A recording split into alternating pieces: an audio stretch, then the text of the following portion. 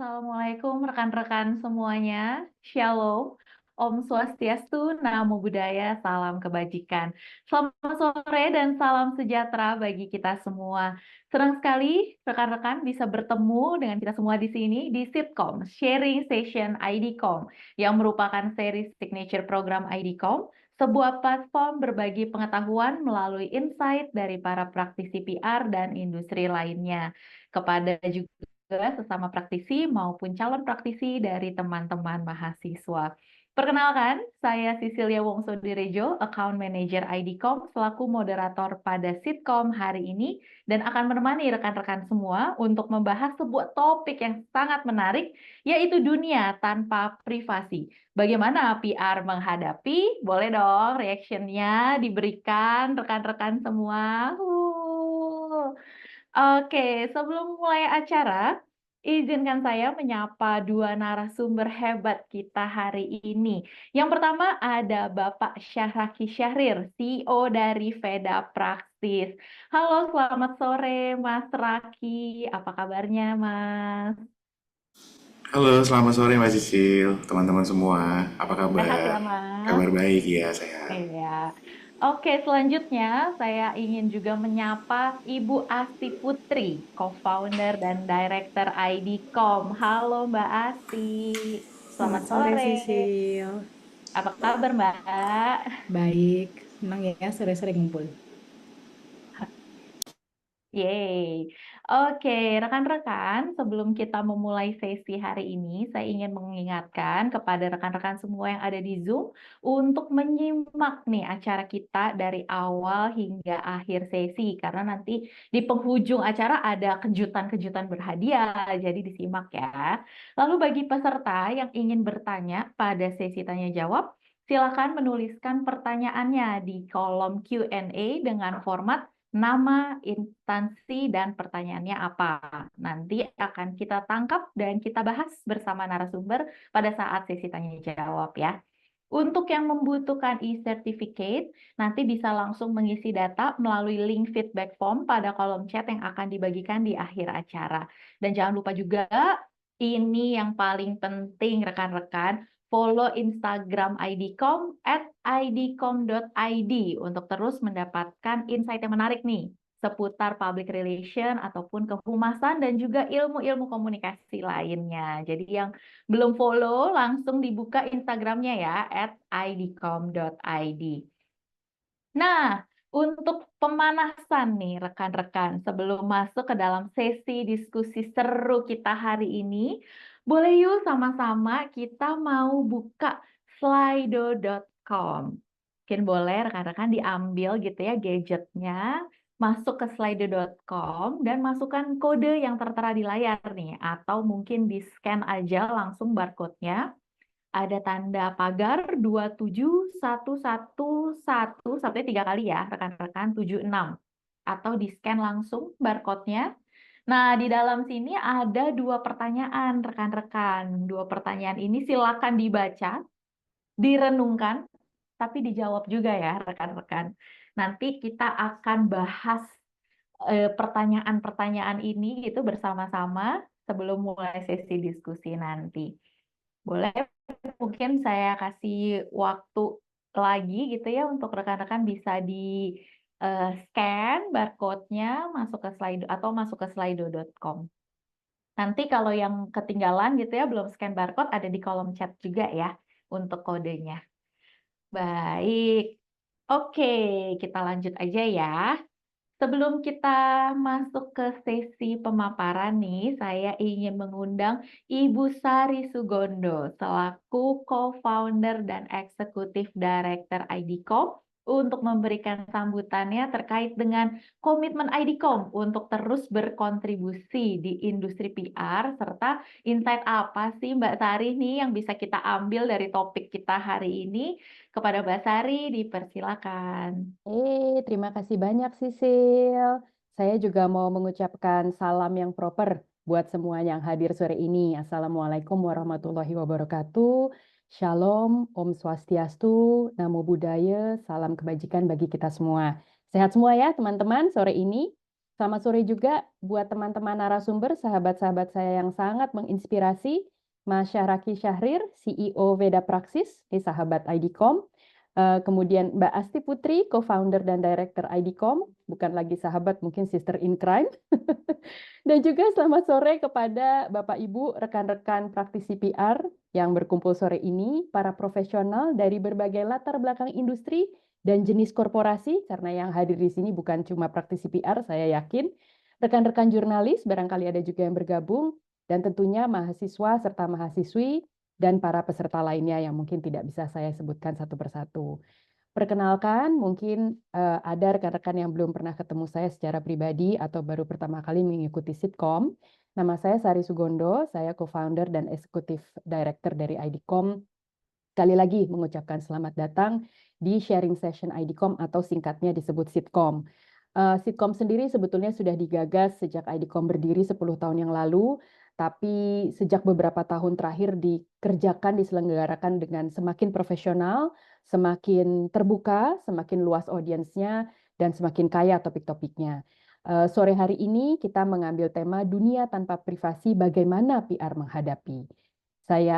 Sekali lagi saya sampaikan terima kasih buat rekan-rekan semua yang menyempatkan diri hadir dan berkumpul sore hari ini ya, meluangkan waktu di tengah kesibukan kerja. Izin menjelaskan sedikit mengenai IDCOM. Jadi ya, IDCOM berdiri sejak tahun 2014, satu dekade yang lalu. IDCOM adalah sebuah firma konsultan komunikasi dan kehumasan yang memang sejak awal didirikan berkomitmen untuk berperan sebagai penghubung kemitraan dan sebagai agen perubahan gitu ya teman-teman, melalui kerja kami, melalui konsultasi dan implementasi komunikasi strategis yang profesional. IDCOM membantu sudah begitu banyak mitra untuk meraih tujuan aspiratif mereka, perusahaan, lembaga, organisasi, dan lain-lain, untuk mencapai kepentingan bersama demi kemajuan Indonesia. Nah, melalui platform Sitkom seperti sore hari ini, peserta kita semua dapat belajar tentang praktik terbaik dan inovasi-inovasi yang sudah atau sedang dilakukan, mungkin tips-tips untuk pengembangan bisnis, juga melakukan refleksi ya teman-teman dari kasus yang berhasil maupun kasus yang tidak berhasil dalam pekerjaan kita, semuanya masih seputar komunikasi dan kehumasan hubungan masyarakat.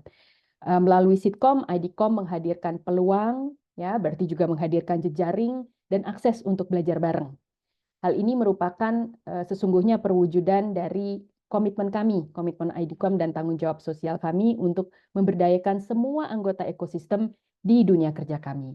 Nah, topik diskusi di Sitkom tentunya disesuaikan dengan kejadian terkini, dengan peristiwa penting, atau tren-tren populer, hot news yang sedang hangat dibicarakan. Nah, hari ini diskusi yang kami persembahkan adalah mengenai pentingnya perlindungan data pribadi dalam industri profesional, serta bagaimana Undang-Undang Pelindungan Data Pribadi Republik Indonesia dapat diimplementasikan secara efektif. Mungkin kedengarannya kok serius gitu, tapi enggak lah, percaya bahwa webinar sore ini, talk show sore ini akan sangat menarik, sangat ringan dan renyah, karena acara ini enggak hanya akan membahas pentingnya perlindungan data pribadi dalam membangun kepercayaan publik, tentunya ya teman-teman, tapi karena IDCOM adalah perusahaan public relations, bagaimana menyoroti peran PR yang semakin kompleks saat ini, yang juga bekerja erat dengan big data saat ini, more than ever. Apalagi di tengah ancaman digital yang semakin berkembang, yang terus berkembang. Makanya kami mengundang Anda untuk nanti, teman-teman semua ya, untuk sambil renung-renung, sambil pikir-pikir, di persimpangan saat ini, antara transparansi dan privasi, di mana sih seharusnya PR berdiri? Di mana sih seharusnya kita berperan? Apakah PR hanya berperan sebagai semata-mata penjaga komunikasi yang baik? Atau role-nya, perannya sudah bermetamorfosa, sudah bertransformasi, sudah berkembang menjadi penggerak utama dalam memitigasi risiko digital. Jadi sudah lebih dalam, lebih jauh lagi. Sedikitnya, seminimal-minimalnya, kalau kata orang selemah-lemahnya iman, bagaimana PR mempraktikkan pelindungan data pribadi lah dalam pekerjaannya sehari-hari. Karena kita bekerja dengan begitu banyak data, mengumpulkan begitu banyak data. Jadi akhirnya bagaimana kita dapat membangun kepercayaan yang kuat tanpa mengabaikan tanggung jawab kita dalam melindungi informasi sensitif di tengah meningkatnya kompleksitas dunia digital. Kira-kira gitu teman-teman. Jadi sekali lagi saya tidak akan berpanjang waktu. Terima kasih. dan apresiasi sebesar-besarnya kepada mitra kerja kami, Veda Praksis, seluruh panitia yang telah menyiapkan acara ini, dan teman-teman semuanya. Semoga acara hari ini bisa dapat berjalan dengan lancar, membawa manfaat bagi kita semua. Selamat belajar, selamat bersenang-senang, selamat sore. Wassalamualaikum warahmatullahi wabarakatuh. Om Shanti Shanti Shanti Om. Saya kembalikan ke Sisil. Baik, terima kasih Mbak Sari atas kata sambutannya yang luar biasa ini. Mbak Sari jangan kemana-mana dulu, tetap di sini. Kita akan melakukan foto bersama. Saya mengajak para narasumber hari ini ada Mbak Asti dan juga Mas Raki. Mungkin boleh bergabung ya bersama Mbak Sari di sini. Oke, wah sudah nampak semua. Mari kita mau foto bersama, mungkin ke panitia kita bantu ya. Tolong dibantu untuk mendokumentasikan karena nggak lengkap nih kalau nggak ada fotonya. Aba-aba saya ya. 1, 2, 3. Oke, sekali lagi mungkin. 1, 2, 3. Oke, baik. Terima kasih sekali Mbak Sari, Mbak Asti, Mas Raki. Terima kasih.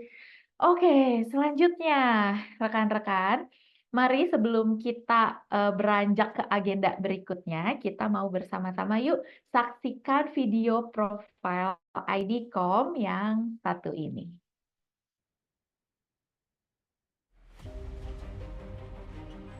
Dunia terus bergerak dinamis. Perkembangan digital, dinamika politik dunia, gelombang pandemi, perubahan ekonomi, krisis iklim, dan banyak faktor lainnya memberikan pengaruh kepada semua negara, tak terkecuali Indonesia. Berbagai sektor industri dituntut untuk menyesuaikan diri dengan cepat.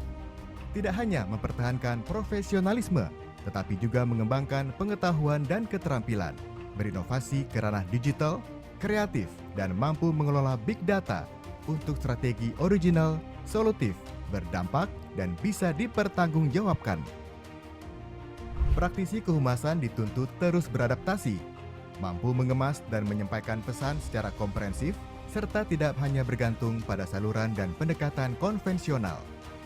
Kreatif, cerdas digital, menjadi intelijen dan mitra riset bagi para pemangku kepentingan, mitra, dan publik adalah keahlian yang mutlak dimiliki. Ukuran keberhasilan semakin kompleks, dari menciptakan kesadartahuan hingga mengubah perilaku publik. IDCOM hadir sebagai mitra yang menjawab tantangan tersebut, didukung oleh konsultan yang inovatif, kreatif, berpengalaman, dengan latar belakang berbagai keahlian dan memiliki jejaring yang luas. Sebagai firma anak bangsa, kami teguh pada misi untuk mengambil peran bagi kemajuan Indonesia. Kami memberikan layanan jasa konsultasi komunikasi di 3 area. Public Affairs, mengampanyekan topik pembangunan dengan cara inovatif dan mudah dipahami publik, mengedepankan kolaborasi, memberdayakan komunitas, berorientasi pada perubahan perilaku, dan berpengalaman menangani isu kesetaraan gender, kesehatan, lingkungan, perubahan iklim, pendidikan, dan inklusi ekonomi. Corporate Affairs, membangun dan menjaga reputasi korporasi, membentuk ekosistem bisnis yang sehat, dan mendorong kontribusi korporasi pada pembangunan. Brand Communications, mengemas komunikasi pemasaran dalam konsep komunikasi kreatif, inovatif, menggunakan pendekatan pembangunan berkelanjutan, serta memperkuat relasi brand dan publik. IDCOM has worked with us closely, has been open to discussions on ideas and things to experiment with, and has proposed, through their experience, lots of innovative ways to achieve our campaign objective. That's the real value of working with IDCOM, because again, the innovation, and they draw on their expertise, but they're open to learning lots of new things as well. IDCOM senantiasa memberikan jawaban terhadap kebutuhan kami dengan fleksibilitas, kreativitas, dan senantiasa memberikan solusi sesuai kebutuhan. Jejaring yang dimiliki oleh IDCOM Indonesia itu membuka kesempatan kami untuk dapat bekerja sama dengan stakeholder terkait. Nah, itu yang menurut saya penting ya untuk kinerja dari IDCOM, baik dari digital maupun non-digital. Dari sisi communication strategy pun IDCOM memberikan guidance maupun saran ataupun solusi ya dari kebutuhan kebutuhan kami yang unik, sehingga kami sebagai klien juga percaya diri ya dalam melancarkan program-program kami termasuk dari sisi communication dan media manajemennya. IDCOM telah memberikan insight, saran, dan juga masukan yang membangun sehingga dapat mendampingi Prodia dengan baik sejauh ini. Komunikatif, suportif, dan juga helpful. Pendekatan dan strategi komunikasi dari IDCOM memang membantu dan sangat menjawab kebutuhan dari brand kami, di mana bantuan dan juga solusi-solusi ataupun input dari IDCOM bisa membantu brand kami untuk berkembang dari segi awareness, dan juga tentunya selama ini dari launching dan sampai BioOil saat ini ada di Indonesia, tidak luput dari kerjasama dan juga bantuan dari IDCOM. Kepercayaan dari klien mendorong kami menjadi pemimpin praktik baik komunikasi dan kehumasan melalui pengembangan yang berkelanjutan dan kolaborasi bersama mitra kerja. IDLog, sebuah platform bank data kelompok pemangku kepentingan untuk menjawab kebutuhan data dan profil yang komprehensif. Sitcom, sharing session IDCOM, forum diskusi bagi para pegiat, praktisi, dan mahasiswa di bidang komunikasi dan kehumasan dengan menghadirkan narasumber terpercaya. Podcast dan video Ngobrolin PR, program kreatif yang mengulas tren komunikasi yang menargetkan anak muda, dikemas santai namun tetap serius dan berbobot. Keberhasilan komunikasi tidak hanya tentang pemberitaan media massa dan eksistensi di media sosial, namun bagaimana pesan, relasi, dan reputasi yang dibangun dapat memberikan dampak serta mengubah perilaku publik melalui cara inovatif dan pendekatan 360 derajat. IDCOM, mitra komunikasi dan kehumasan bagi Anda.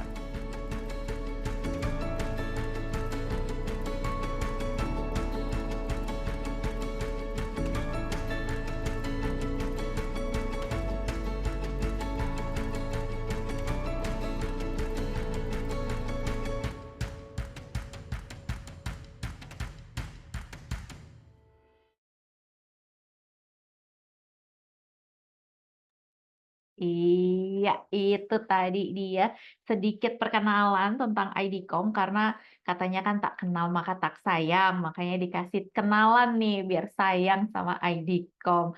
Oke, lanjut yuk. Kita mau tengok dong tadi yang sudah masuk ke Slido. Mungkin boleh dibantu tampilkan. Nah, gimana nih jawabannya nih yang sudah masuk di Slido? Wow, sudah banyak nih sepertinya jawabannya. Yang belum menjawab boleh yuk, ini masih bisa kok di-scan terus nanti masuk deh ke dalam Slido-nya dan dijawab. Ini pertanyaan pertama, menurut kamu tindakan apa yang dapat menyebabkan data pribadi kamu tersebar luas?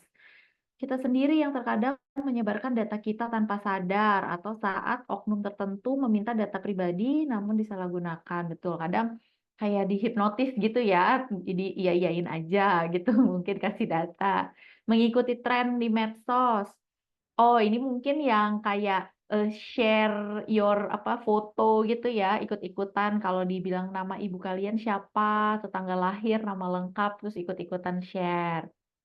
Bisa. Wah, pinjol nih, mengharuskan isi data dengan lengkap. Terkadang user sudah sangat berhati-hati, tetapi pihak ketiga suka kebobolan. Iya sih, betul. Kadang memang ada vendor, pihak ketiga, ataupun yang di luar perusahaan gitu ya, kadang yang kebobolan datanya.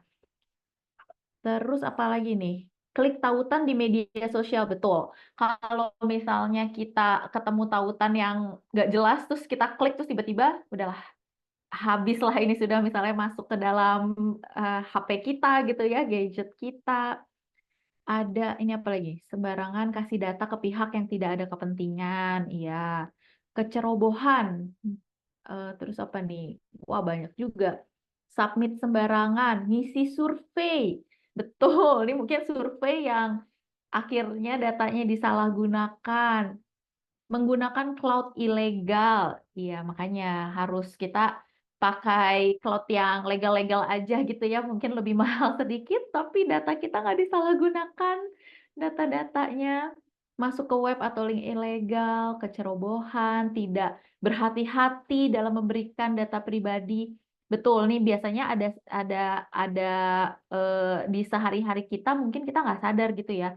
Kita main kasih kasih aja atau mungkin sekedar tuker ID card terus kita kasihlah KTP kita gitu ya. Padahal itu kan data pribadi kita kasih ke orang yang tidak kita kenal, mungkin seharian pula gitu ya, kita di gedung yang tidak dikenal, nggak tahu deh tuh KTP-nya dipakai buat apa. Oke, ada lagi mungkin ada for new response tuh kayaknya. Boleh naik ke atas. Mendaftar pada link-link tertentu yang di-share oleh pihak yang tidak bertanggung jawab. Ya, tadi kayak link-link nggak jelas gitu ya.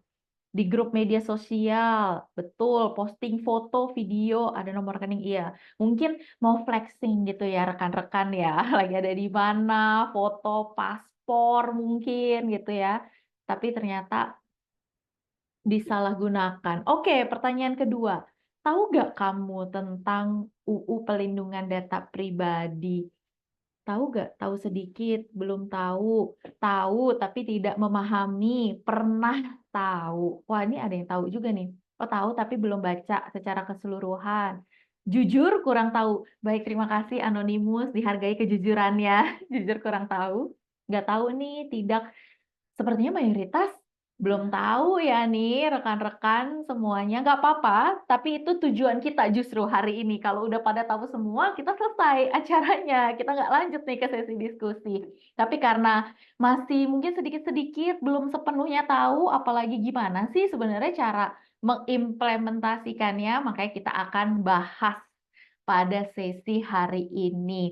Tapi rekan-rekan, untuk lebih menambah semangat gitu ya, api-api keseruan kita boleh yuk saksikan lagi satu video yang berikut ini.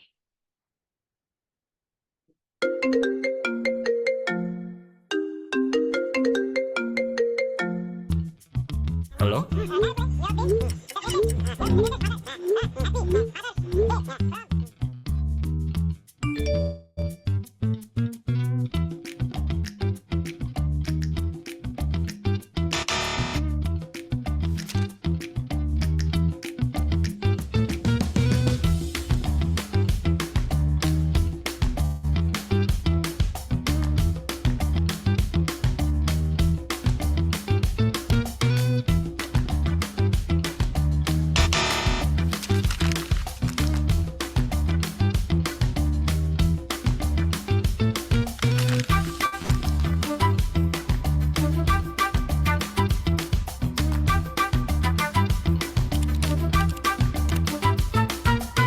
A few moments later.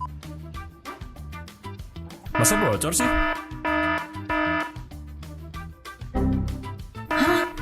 Serius?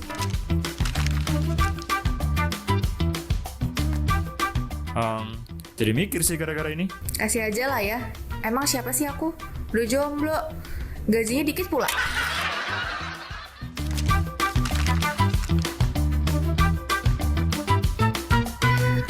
Pernah denger sih, tapi nggak kepengen baca. Soalnya panjang banget. Ada yang lebih singkat gak sih? Undang-undang Pelindungan Data Pribadi. Emang ada ya?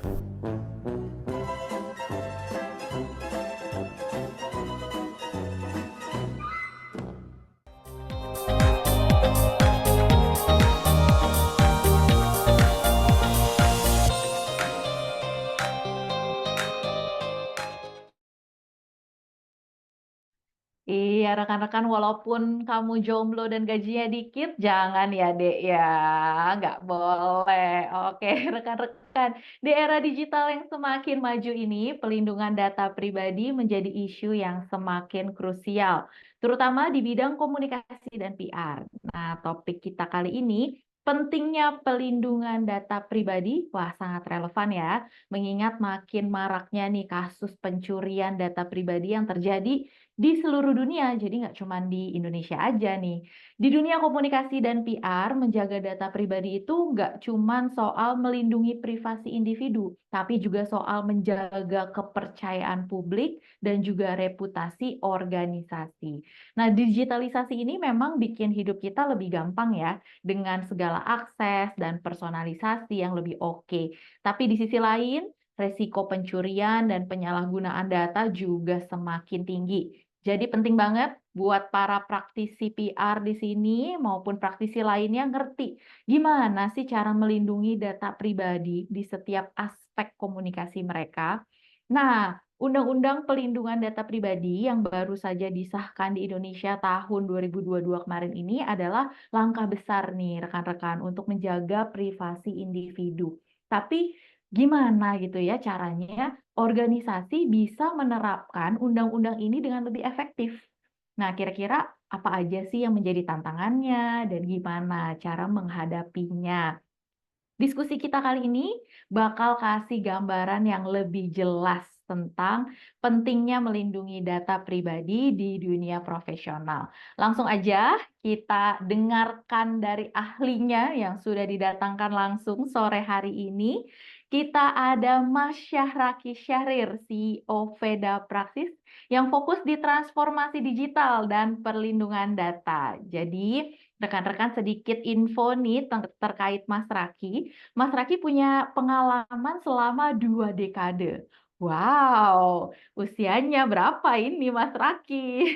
2 dekade di bidang tata kelola resiko dan kepatuhan atau GRC, keamanan cyber, dan privasi. Nah, sebagai Presiden ISAKA Indonesia dan anggota steering komite IFSOC, beliau juga secara aktif terlibat dalam pembentukan standar industri. Jadi, Mas Raki ini dikenal ahli dalam memanfaatkan teknologi untuk meningkatkan proses bisnis dan juga melindungi data.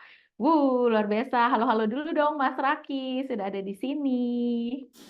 Halo Mbak Cicil. Aku 2 dekade itu karena dari bangku sekolah sebenarnya dihitungnya. Jadi 2 dekade. Baik. Berarti masih Gen Z ya, Mas Raki sekarang ya. Oke, Mas Raki, kita parkir sebentar karena ini ada satu lagi narasumber kita yang gak kalah hebatnya. Kalau tadi Mas Raki tampan, kita punya yang cantik, ada Mbak Asti Putri, co-founder dan director dari IDCOM.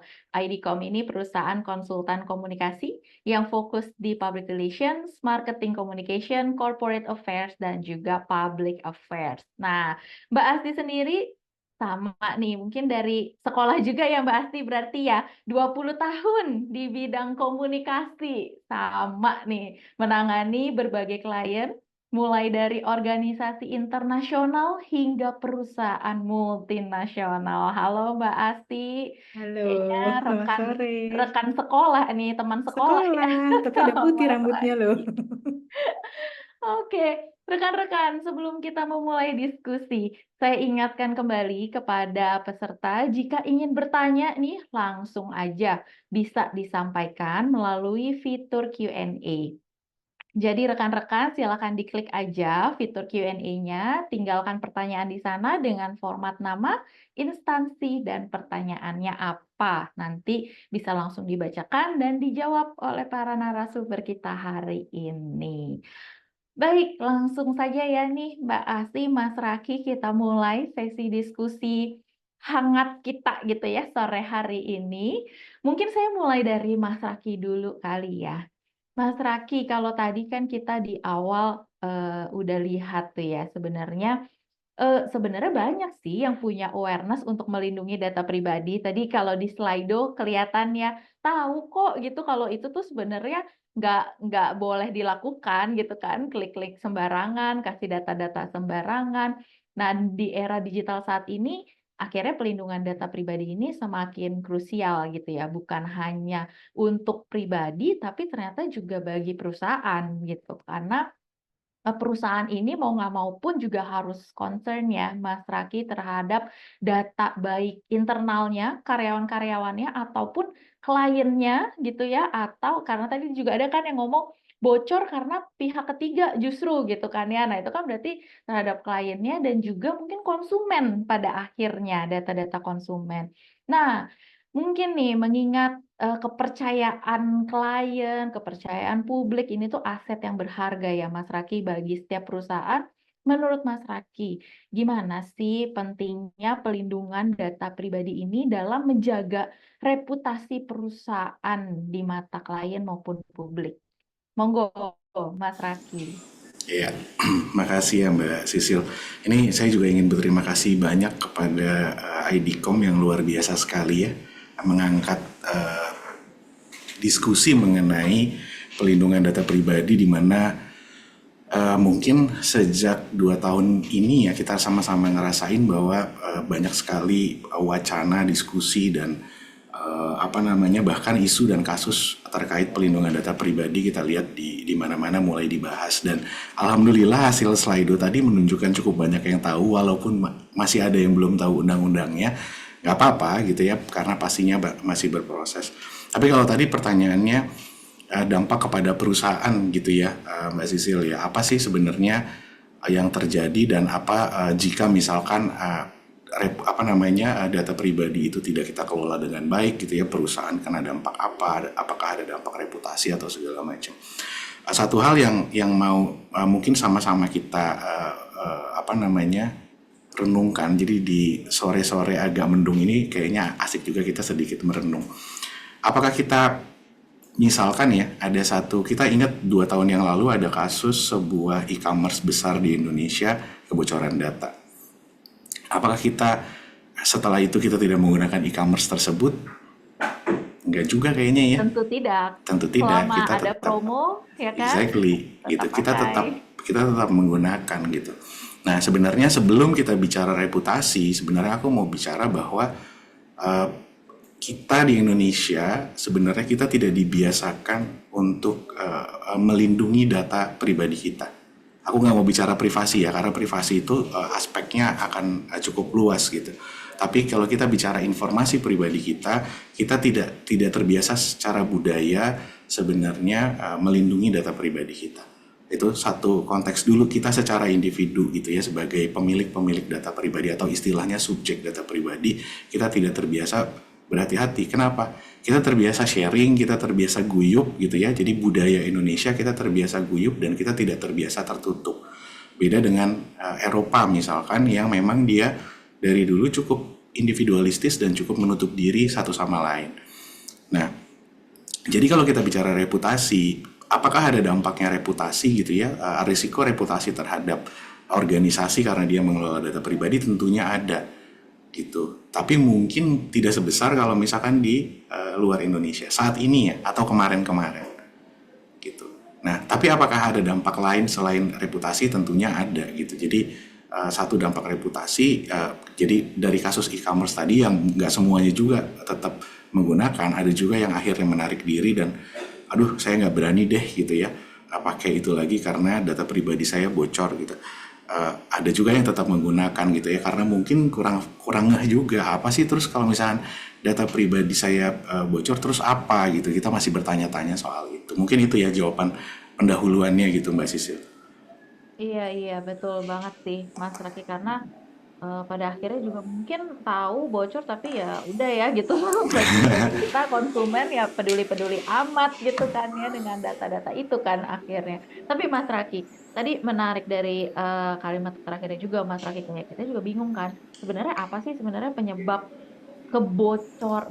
utama gitu ya dari kebocoran data yang sering terjadi ini, kalau dari segi perusahaan gitu, apakah juga ada faktor khusus yang menurut Mas Raki ini paling beresiko gitu atau bahkan yang sering diabaikan dari organisasi, dari perusahaan itu dalam ya tadi melindungi data pribadinya, konsumen maupun publik gitu ya, kliennya, gimana tuh Mas? Oke, aku mungkin karena kita masih bicara kasus, aku izin share screen sedikit Mbak Sisil dan teman-teman, mungkin menggambarkan apa sih sebenarnya yang ini ya, yang bisa kita diskusikan. Oh ya, tunggu sebentar, belum terbuka. Oke, share screen. Ups.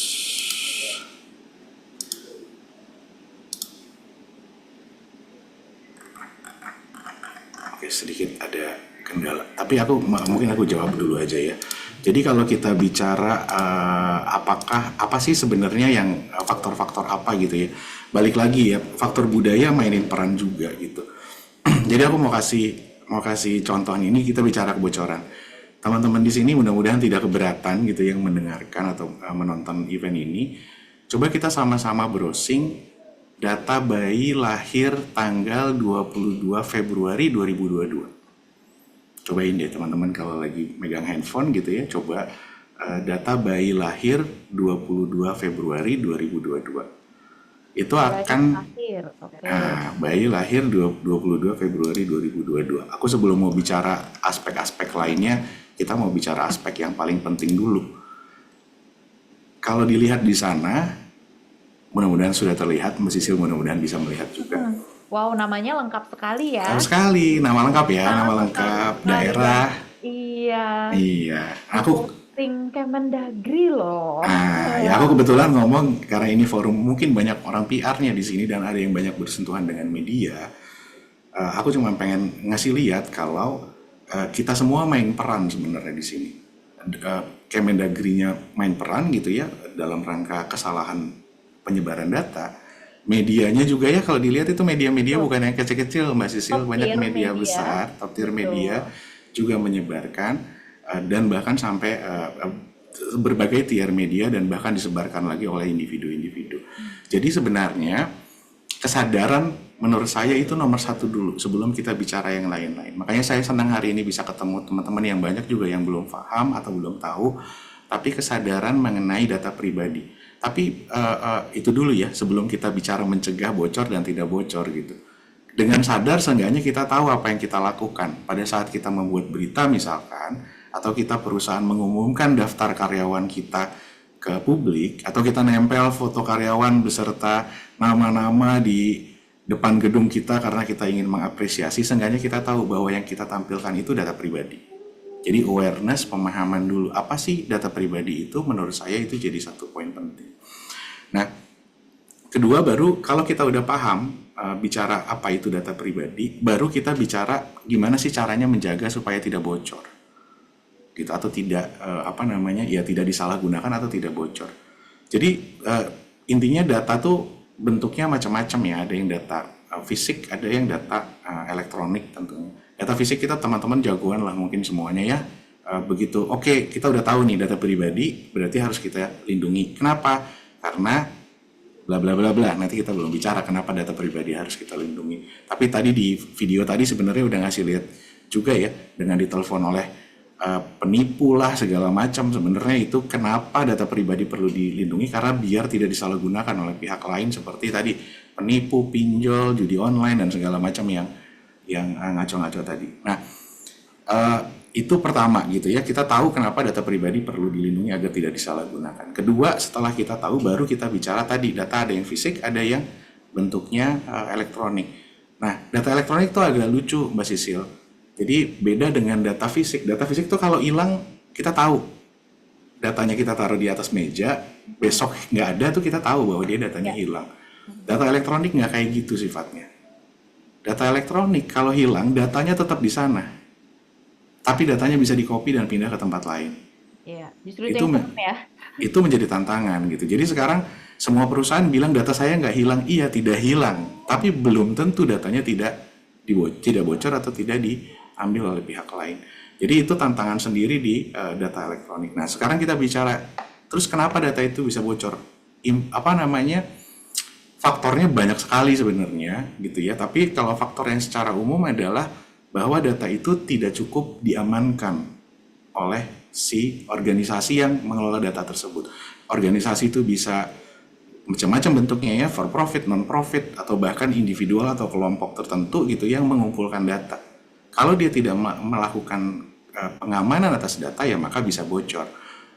Bahkan ya aku ada satu contoh gitu ya, kita tahu bahwa data pribadi itu ada nilainya Bapak Ibu ya teman-teman semua gitu ya, data pribadi itu bisa dijual. Jadi ada satu organisasi, data pribadi ada harganya bisa dijual. Jadi ada satu organisasi pengumpul data yang dia lakukan itu adalah dia ngebayar orang. Jadi ngebayar orang di perusahaan, di rumah sakit gitu ya, yang levelnya cukup rendah di perusahaan, taruhlah misalkan bagian administrasi atau bahkan office boy, yang tugasnya dia adalah untuk ngambilin data dan dikasih ke si orang pengumpul data ini. Gitu. Saking punya nilainya si data tersebut ya saat ini dibandingkan zaman dulu mungkin. Gitu. Jadi kebocoran tuh bisa dari mana-mana, bisa dari internal kita sendiri, bisa dari sistem kita tidak aman, tadi ya hacker apa segala macam yang bisa.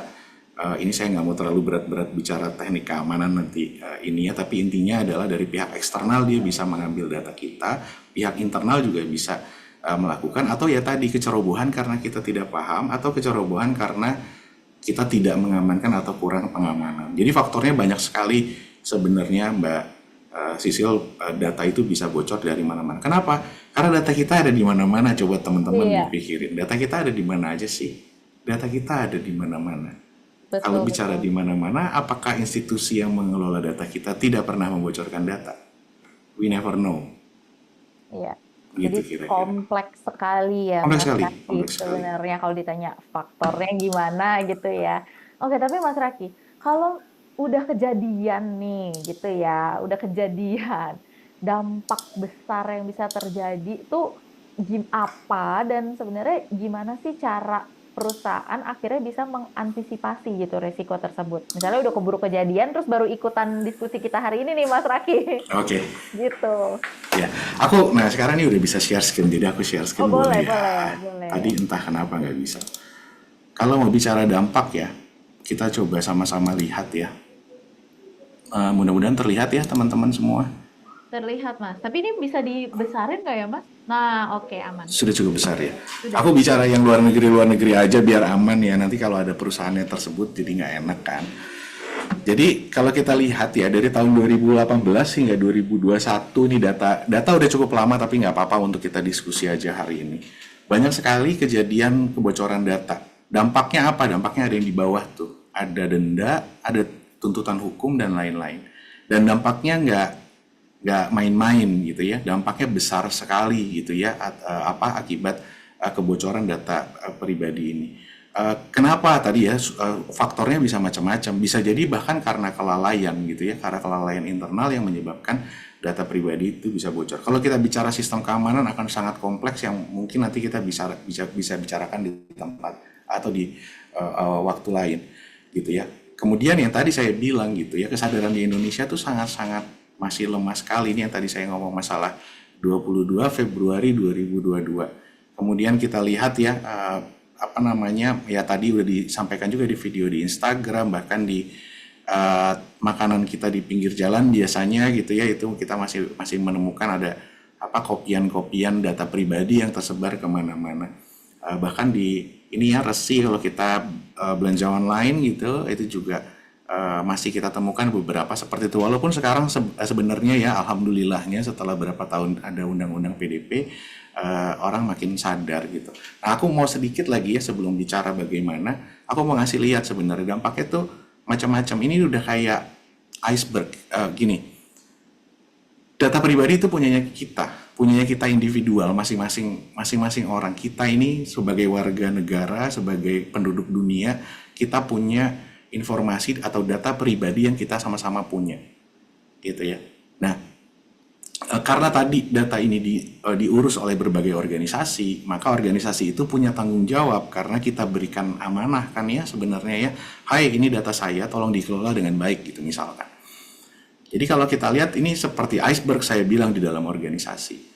BOD ngelihat cuman sedikit aja, dia cuma ngelihat ada faktor top manajemen hanya ngelihat ada risiko finansial gitu sebesar sekian persen gitu ya, dia hanya lihat 4% dari problems yang ada. Kemudian di manajemen dia ketakutan dengan ada faktor tadi reputasi yang tadi Mbak Sisil nanyakan gitu ya, dan faktor hukum. Di bawahnya lagi ada faktor kepatuhan, di bawahnya lagi ada level profesional. Jadi operasional, sorry. Jadi kita lihat sebenarnya kompleksitasnya gitu ya. Kalau kita bicara di organisasi, data tuh di semua orang, teman-teman. Data tuh ada di semua bagian. Dari orang yang pertama kali collect data, terus dia pindahin ke tempat lain, itu kayak data itu footprintnya dia dipegang sama semua orang, atau dia melalui banyak sekali orang. Yang kadang-kadang nggak kelihatan sama yang level atas. Yang level bawah ngerti, tapi kalau yang level bawah nggak paham bahwa ini adalah data pribadi, itu yang menyebabkan tadi berbagai kasus itu juga terjadi. Dampaknya apa saja? Kehilangan pendapatan, kepercayaan publik, sanksi tadi ya, operasional bisa lumpuh karena dicuri gitu datanya. Nah, tadi kalau balik lagi terus gimana sih apa yang mau kita lakukan gitu ya untuk bisa kalau data kita sudah bocor tadi ya pertanyaannya Mbak Sisil, apa sih yang harus kita lakukan? Ya mau nggak mau sih pertama ya sekarang karena udah ada aturan main ya kita harus ikut aturan. Aturan itu menyebutkan kalau misalkan kita ada kebocoran di kita maka kita harus lakukan apa gitu. Itu nanti kita bisa bicarakan di nanti gitu ya. Tapi yang jelas sih berarti kan kita harus bisa menyelamatkan reputasi kita ya. Gitu ya. Sekarang coba deh kita sama-sama ingat gitu ya. Ada beberapa kasus kebocoran data gitu ya. Bahkan yang terakhir aku tidak akan menutupi atau tidak menyebut karena sudah clear banget dan rame ya. Kita bicara PDNS saja yang terakhir. PDNS tahu ya teman-teman Pusat Data Nasional S-nya sementara gitu. Kita tahu sama-sama kalau itu bocor. Gitu ya. Ada beritanya di mana-mana dibicarakan sama semua orang sampai ke luar negeri gitu. Terus ya kita coba lihat aja itu apa yang harus dilakukan, ya harus melakukan corrective action gitu ya, harus melakukan tindakan untuk bisa menyelesaikan masalah yang kemarin dan membangun reputasi kembali atau kepercayaan publik lagi gitu. Tapi kita sebagai masyarakat kadang-kadang juga nggak punya pilihan. Emang kita bisa milih kalau KTP kita nggak mau diurusin sama Kemdagri kan nggak bisa gitu ya. Jadi kita harus lakukan aja. Tapi upaya-upaya perbaikan itu harus ditunjukkan ke masyarakat bahwa dia sudah mencoba melakukan perbaikan gitu. Dan tentunya ya saya juga selalu ngomong sama teman-teman IDCOM, ini orang PR harus paling depan bicara gimana caranya mengkomunikasikan ini dengan baik gitu. Karena saya mau bicara ya ini dunia digital, isu sekarang yang paling berat adalah kita bicara yang namanya trustworthy. Dan trustworthy itu selain harus diselesaikan dengan pengelolaan yang baik dan lain-lain adalah dengan komunikasi yang baik gitu. Kalau kita ngomongnya nggak baik, kita mengkomunikasikannya dengan tidak jujur, tidak transparan, itu juga bisa berbahaya banget gitu ya. Orang bisa kehilangan trust terhadap layanan yang diberikan atau bahkan kehilangan data tadi. Mungkin itu dulu, aku takut kepanjangan, Mbak Sisil. Iya, betul Mas Raki. Tadi menyambung Mas Raki nih, thank you banget penjelasannya Mas, karena tadi terakhir udah nyerempet ke komunikasi. Terima kasih loh Mas Raki sudah membantu saya ya bridging. Kita akan ke Mbak Asti mungkin karena tadi Mas Raki sudah banyak menyampaikan nih tentang risiko kebocoran data, terus sebenarnya faktor-faktornya, penyebabnya, dampaknya. Nah, kalau kita ke praktisi PR, mungkin ada Mbak Asti di sini. Mbak Asti, komunikasi tadi penting, kata Mas Raki. Bagaimana akhirnya kita mengkomunikasikan ini semua, menjaga kepercayaan publik gitu ya. Gimana sih Mbak merumuskan strategi komunikasi ini perusahaan agar datanya itu juga dapat terjamin, terus gimana cara mengkomunikasikannya ke publik? Nah, itu kan butuh strategi tuh Mbak. Gimana coba Mbak Asti? Ya, diskusi sore ini mendung-mendung agak berat ya. Kami sebagai praktisi komunikasi, praktisi PR memang kayaknya di era ini tugas kita makin berat deh, teman-teman. Ini di sini kayaknya ada banyak beberapa teman-teman praktisi, mungkin juga mahasiswa, ada juga yang bekerja di korporasi dan bahkan teman-teman media tadi saya lihat ya. Jadi memang ini adalah tugas bersama sih. Tugas bersama, nggak bisa hanya diserahkan kepada ini tugasnya orang koms ya, pokoknya gimana caranya mengatur supaya tidak terjadi kebocoran data. Nah, saya mungkin mau mulai dari refleksi ya, refleksi diri sebagai orang komunikasi. Kita memang berhadapan dengan banyak sekali data. Saya boleh share screen ya, Mbak Sisil? Iya, silakan Mbak. Jadi agak loncat-loncat deh nih. Oke, data apa aja sih yang kita pegang? Nah, ternyata sekian. Ini baru baru sekian dari mungkin lebih banyak lagi data-data yang kita pegang. Data pribadi jurnalis, bahkan kita sampai dengan ulang tahunnya kita sempat kirimin kue dan lain-lain gitu ya. Kemudian data key opinion leaders yang lain. Entah itu dia profesinya sebagai pakar kesehatan, pakar lingkungan, pakar pendidikan, bahkan ada beberapa government gitu ya yang juga kita pegang kalau kita memang memegang program-program advokasi kebijakan. Influencer, apalagi banyak sekali nih influencer kita, mulai dari yang lifestyle, kemudian kecantikan, sampai influencer juga yang serius-serius. Kemudian juga kita sebagai orang PR banyak sekali mengadakan kegiatan. Ya, jadi banyak sekali webinar, apalagi di zaman pandemi ya. Webinar, seminar, workshop, dan lain-lain. Dan setiap kali kita mengadakan itu, pasti kita minta mengisi absen.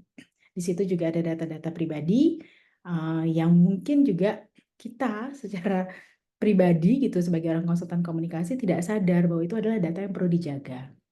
Kemudian juga tidak sering juga kita juga sering sekali diminta untuk sampai mencapai outreaching kepada konsumen.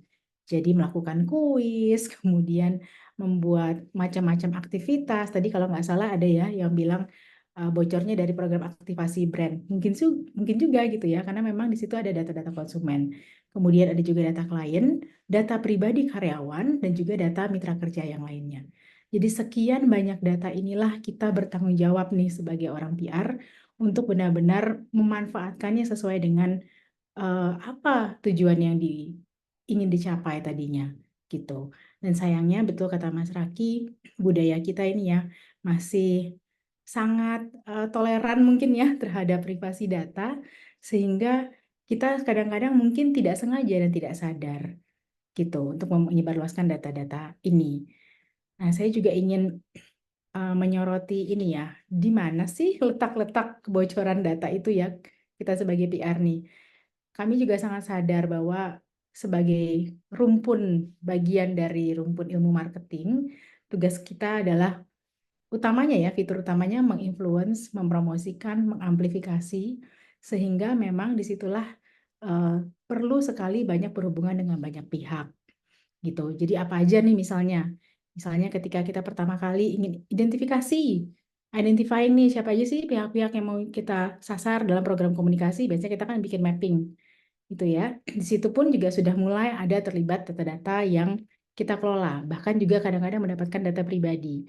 Kemudian ketika melakukan outreaching, itu juga lagi-lagi pendalaman data gitu. Kemudian ketika mengelola informasi menjadi sebuah data menjadi informasi yang untuk disebarluaskan kepada audiens, itu juga lagi-lagi ada proses atau kemungkinan data-data itu juga bisa bocor ketika bekerja sama dengan mitra dan ketika kita memang mengukur hasil kerja kita. Jadi memang inilah dunia kita saat ini, ditambah lagi dengan sekarang ini banyak sekali tren dan teknologi yang mengubah cara kerja PR. Lihat di sini, banyak sekali nih jenis-jenis pendekatan atau cara-cara PR bekerja gitu ya, yang sangat-sangat dimudahkan oleh teknologi. Misalnya data driven PR, influencer marketing, konten marketing, dan sebagainya terus muter gitu. Kita sendiri bahkan juga sebagai praktisi komunikasi susah gitu untuk keep up.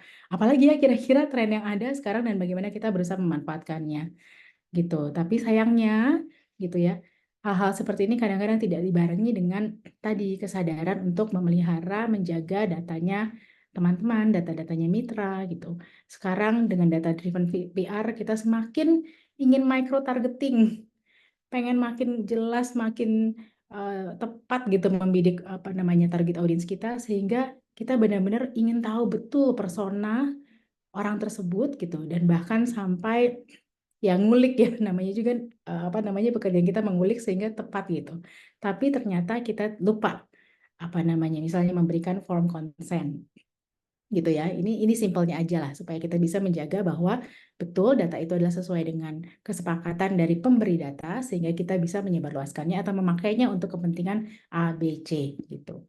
Kemudian juga sering sekali kita juga dapat pertukaran data jurnalis nih untuk kepentingan pengundangan dan lain-lain. Maaf ya rekan-rekan jurnalis, tapi memang ada standar tertentu yang harusnya ditegakkan gitu sehingga tidak terjadi kebocoran-kebocoran data yang tidak perlu dan bahkan merugikan jurnalis tersebut gitu. Jadi kalau ditanya strategi komunikasinya apa gitu ya, saya sih lebih cenderung berangkat dari pribadi dulu deh gitu. Apakah di dalam ekosistem kita sendiri nih sebagai orang-orang PR sudah mulai sadar, tahu apa itu pentingnya perlindungan data pribadi.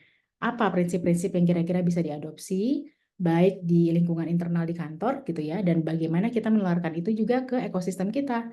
Entah mitra kerja, kan banyak sekali mitra kerja kita ya, entah itu event organizer, entah itu misalnya fotografer, atau misalnya juga media gitu. Apakah juga sudah mengadopsi prinsip-prinsip yang sama? gitu. Terus kemudian memastikan juga tim kita nih di internal punya prosedur kerja gitu. Kalau nggak salah di IDCOM sih sudah cukup tegak ya, apa namanya, prosedur kerjanya. Form consent ada, kemudian bagaimana mengikuti proses due diligence ketika ingin melakukan engagement dengan pihak-pihak tertentu gitu. Itu seenggaknya adalah garda-garda yang bisa kita terapkan gitu ya untuk melindungi gitu. Tapi lagi-lagi penghayatan ini juga perlu terus dikembangkan gitu ya di internal. Jangan sampai hanya template aja gitu kemudian ya lupa deh gitu penggunaannya gitu kan. Kemudian juga jangan-jangan gitu, jangan-jangan ya Mas Raki mungkin lelah gitu ya. Wah, dari sekian banyak sesi mengenalkan PDP belum nyangkut juga nih, masih banyak juga yang belum tahu. Ya iya sih, karena memang ini PR yang nggak pernah selesai. Jadi mungkin teman-teman PR juga bisa ikut membantu mengimplementasikan prinsip PDP dan mengkampanyekannya gitu ya kepada pihak-pihak yang lebih luas. Kemudian kalau secara internal, sepertinya memang tim PR kalau di dalam korporasi gitu misalnya ya, harus bisa bekerja sama dengan tim legal nih, supaya tahu gitu, apa saja sih sebetulnya konsekuensi legalnya gitu. Karena kami sebagai komunikator juga perlu gitu loh pasangan untuk bisa lebih menegakkan atau mengetahui hal-hal yang memang sangat-sangat sensitif yang perlu dikomunikasikan kepada pihak internal. Kemudian lainnya juga kerjasama sama tim IT gitu. Orang PR nih biasanya orang yang agak alergi gitu sama IT ya, atau mungkin itu cuma saya doang, tapi harusnya ada gitu sistem yang bisa membuat data kita menjadi data yang aman gitu, yang clean, kemudian yang direview secara rutin gitu. Dan kemudian yang terakhir, ini catatan khusus ya karena di IDCOM juga banyak sekali menangani kelompok-kelompok yang rentan gitu ya, yang memerlukan perlindungan ekstra, entah itu anak-anak, entah itu penyandang disabilitas atau lansia. Beberapa program kita sudah jalan dan syukurnya itu ya datanya aman gitu, tidak bocor kemana-mana gitu, sehingga memang kita perlu mendesain program dengan lebih bijaksana gitu. Mungkin saya berhenti di situ ya, Mbak Sisil. Iya, terima kasih Mbak Asti atas pencerahannya gitu. Tapi Mbak Asti, aku mungkin punya pertanyaan yang mirip gitu ya tadi seperti aku tanyakan ke Mas Raki. Kalau misalnya udah terjadi kebocoran datanya nih Mbak Asti, dari segi strategi apa sih yang bisa kita terapin gitu secara internal di perusahaannya sendiri maupun eksternal nih ke publik? Ya, sekarang lagi marak ya, bagaimana organisasi melindungi dirinya dari serangan cyber security gitu dan lain-lain. Kalau balik lagi ke internal, tentunya fungsinya tim comms itu menjadi garda depan gitu ya, yang ikut membantu melindungi reputasi perusahaan. Tapi sebelum bisa menjadi pelindung, tentunya tadi kalau saja sudah di dalam internal perusahaan sudah ada prosedur dan lain-lain, cara-cara mitigasi supaya bisa mengatasi, oh ternyata bahayanya sampai dengan level A atau level B atau level C, itu bisa kita gulirkan gitu. Jadi secara internal gitu tim komunikasi memang perannya adalah memberikan alert, kemudian memfeeding kembali gitu kepada internal supaya internal bisa melakukan konsolidasi dan tahu apa yang harus dilakukan gitu ya secara internal, sehingga kebocorannya tidak meluas gitu ya, tidak meluas gitu. Sedangkan kalau ke pihak eksternal ya mau tidak mau gitu memang harus berkomunikasi dengan pihak eksternal gitu, harus bilang bahwa memang seperti ini kondisinya, informasi mana yang kira-kira bisa disampaikan ke pihak eksternal juga tentunya harus dijaga ya gitu. Jangan sampai kita juga terlihat sangat-sangat tidak ready gitu ya, sangat-sangat kecolongan sekali gitu. Jadi itulah perannya komunikasi, menjaga, menginformasikan status gitu ya, kebocoran data ini tapi tanpa sangat-sangat merusak gitu reputasi perusahaan. Begitu Berarti sih Mbak memang Sisil. memang harus siap secara internal, lalu juga Ya, bisa kita komunikasikan ke eksternal dengan baik gitu ya Mbak Asti ya. iya. Oke, mungkin kita mengundang Mas Raki kembali nih. Aku mau balik ke Mas Raki.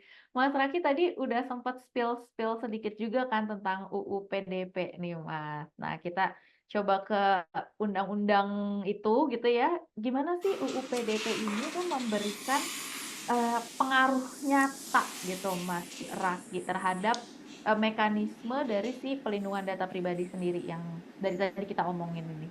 Ya, oke. Eh, ya aku tadi mau nambahin sedikit juga, bukan nambahin sih ya, mungkin dari perspektif lain ya, tadi bicara masalah Mbak Asti tadi juga udah nyampein banget bahwa komunikasi jadi penting sekali ya Mbak Asti ya jika ada kebocoran data.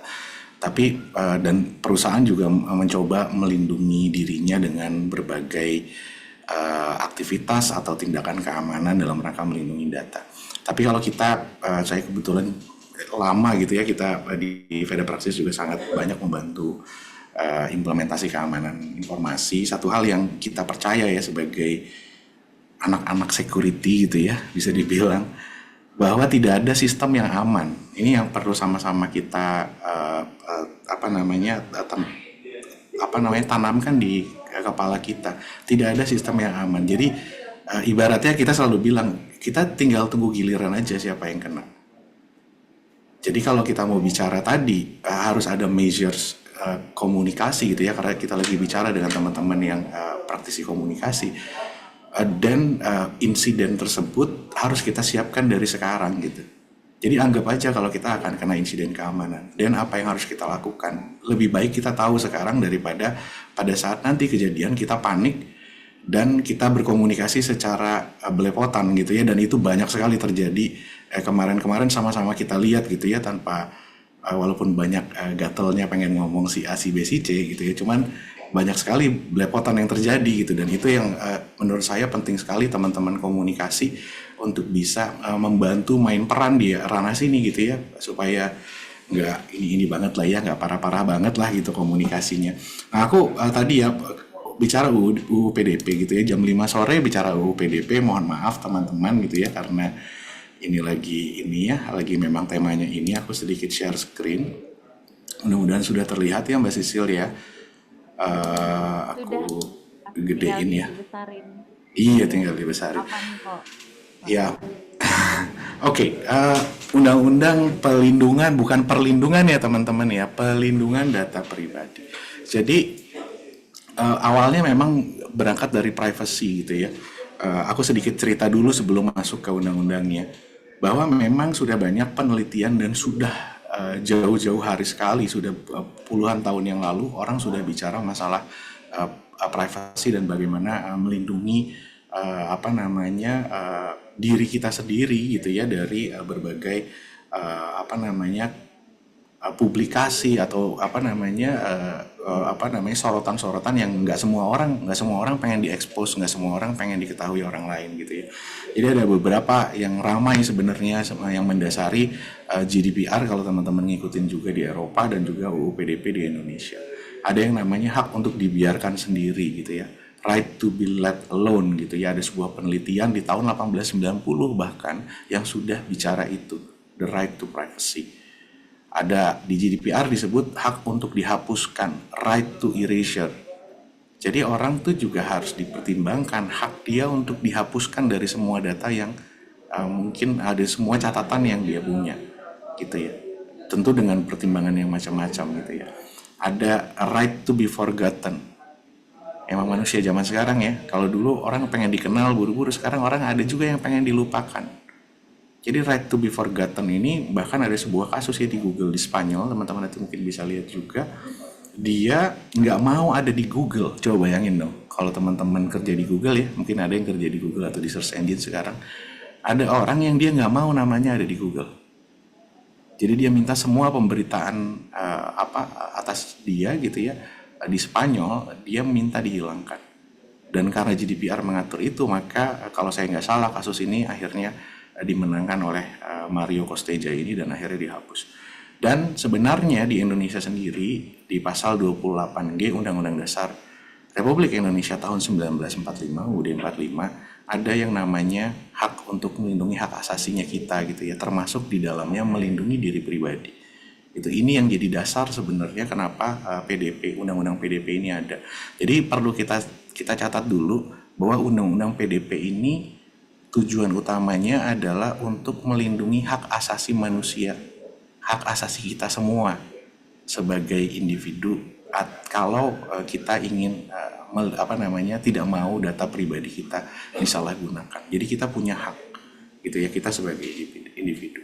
Nah, tentu siapa yang ini ya, terus kalau kita punya hak, terus siapa yang harus melakukan kewajiban? Tentu organisasi ya, yang tadi kayak kita sebutkan di sebelumnya. Jadi UU PDP itu ya, saya cerita sedikit karena ini ngobrol-ngobrol sore gitu ya. UU PDP ini salah satu undang-undang paling kompleks yang ada di Indonesia, jujur aja. Kayaknya tidak ada undang-undang, mungkin ada undang-undang lain, tapi ini salah satu yang paling kompleks yang ada di Indonesia. Ini teman-teman, ini gambaran umumnya ya. Jadi UU PDP itu ngatur jenis data pribadi, haknya, pemrosesannya, kewajiban pengendalian data pribadi, dan prosesor data pribadi ada definisinya. Ada yang namanya pengendali, ada yang namanya prosesor. Transfer data itu diatur di sana, sanksi diatur di sana, larangan-larangan dalam penggunaan itu diatur di sana. Pembentukan pedoman perilaku pengendali data pribadi itu diatur di sana, dan lain-lain sampai bahkan ketentuan pidana. Jadi banyak sekali yang diatur. Nah, saya mau mengingatkan bahwa undang-undang ini keluar di tahun 2022, jadi sudah 2 tahun yang lalu. Undang-undang begitu dikeluarkan berlaku. Jadi sekarang undang-undang PDP itu statusnya sudah berlaku. Namun pada penerapannya kepada kita-kita yang kerja di perusahaan yang punya kewajiban tadi untuk melindungi data pribadi diberikan tenggat waktu hingga 2 tahun setelah undang-undang itu keluar. Undang-undang itu keluar di tanggal 17 Oktober 2022. Berarti tenggat waktu itu akan berakhir di 17 Oktober 2024. Jadi tinggal sebentar lagi. Kalau yang lain-lain lagi sibuk mikirin 20 Oktober 2024, ada yang tahu nggak 20 Oktober ada apa? Nggak tahu ya? Ada pelantikan presiden. Kalau yang lain lagi pusing mikirin tanggal 20. Ya. Tadi telat unmute, padahal saya tahu loh. Oh, padahal tahu ya. Alasan Ikutin politik ya. Boleh. Lanjut. Iya, orang-orang mikirin 20 Oktober 2024, mungkin teman-teman yang di perusahaan yang lagi pusing implementasi PDP sekarang ketakutan menghadapi 17 Oktober 2024. Gitu ya. Nah, di sini ada definisinya gitu ya, ada jenis data pribadi yang di bawah ya, teman-teman bisa lihat, ada yang sifatnya umum, ada yang sifatnya spesifik. Jadi kita harus tahu dulu data pribadi itu apa sih di undang-undang ini diatur. Nama lengkap, jenis kelamin, kewarganegaraan, agama, status perkawinan itu adalah data pribadi yang bersifat umum. Data pribadi yang dikombinasikan untuk mengidentifikasikan seseorang. Jadi kalau nama doang misalkan ya, Sisilia misalkan, apakah itu data pribadi? Belum tentu, karena kita nggak bisa identifikasi Sisilia itu Sisilia yang mana, Sisilia siapa. Tapi misalkan Sisilia Wongsodirejo, apakah itu data pribadi? Bisa jadi. Kalau Sisilia Wongsodirejo hanya ada satu di bumi ini, maka itu informasinya Sisilia, gitu ya. Terus ada nama Sisilia dan alamat, bisa jadi karena kita bisa mengidentifikasikan bahwa ini adalah Sisilia yang dimaksud, itu kira-kira. Terus ada yang bersifat spesifik, apa aja? Ada data kesehatan, data biometrik, data genetika, dan lain-lain. Tadi Mbak Asti juga sudah sampaikan ada data-data yang spesifik PR ya, itu yang berhubungan dengan PR yang juga sudah diinikan gitu. Jadi data-data ini kalau dia dikombinasikan, dia bisa mengidentifikasi seseorang, maka itu adalah data pribadi.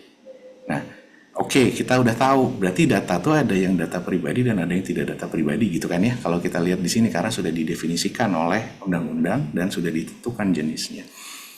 Kita coba look back ke perusahaan. Di perusahaan kita, pada saat kita ngelola data pribadi, paling gampang ya, semua jenis industri pasti adalah data karyawan deh yang paling gampang. Coba kita bayangin data karyawan, teman-teman. Data karyawan itu nggak segampang kita orang masuk interview rekrut gitu ya. Enggak. Kadang-kadang kita nginterview 100 orang, yang keterima 3. Terus data 97 orang itu bagaimana? Itu kan data pribadi ya. Itu harus kita pikirin. Terus yang 3 keterima, kita mintain kan KTP, kartu keluarga, data riwayat kesehatan lah, orang tua, segala macam kita mintain. Terus mau kita apain? Kita simpan lah gitu ya. Dan lain-lain. Dia terus punya anak, dimintain lagi data anaknya, kartu keluarganya berubah dan segala. Kita kerjaannya ngumpulin aja semua data karyawan. Gitu. Jadi itu yang terjadi saat ini. Nah, Kenapa tadi saya bilang hak asasi manusia kita sebagai karyawan gitu ya, datanya dikelola oleh perusahaan, kita punya hak untuk memastikan data itu dilindungi. Jadi perusahaan nggak make itu pada saat dia mau ngeprint ini ya, dia ngeprint terus print-printannya udah nggak dipakai, dia jual ke tukang gorengan, terus ke tukang gorengannya make buat ini ya, buat bungkus gorengan gitu. Nah kita boleh marah. Dan hak kita dilindungi di sini. Perusahaan salah, kenapa? Orang saya udah kasih data pribadi karena saya karyawan tapi nggak dilindungi. Gitulah kira-kira ya ide utamanya. Tapi balik lagi saya mau bicara, perusahaan itu ngelola data tidak semudah itu.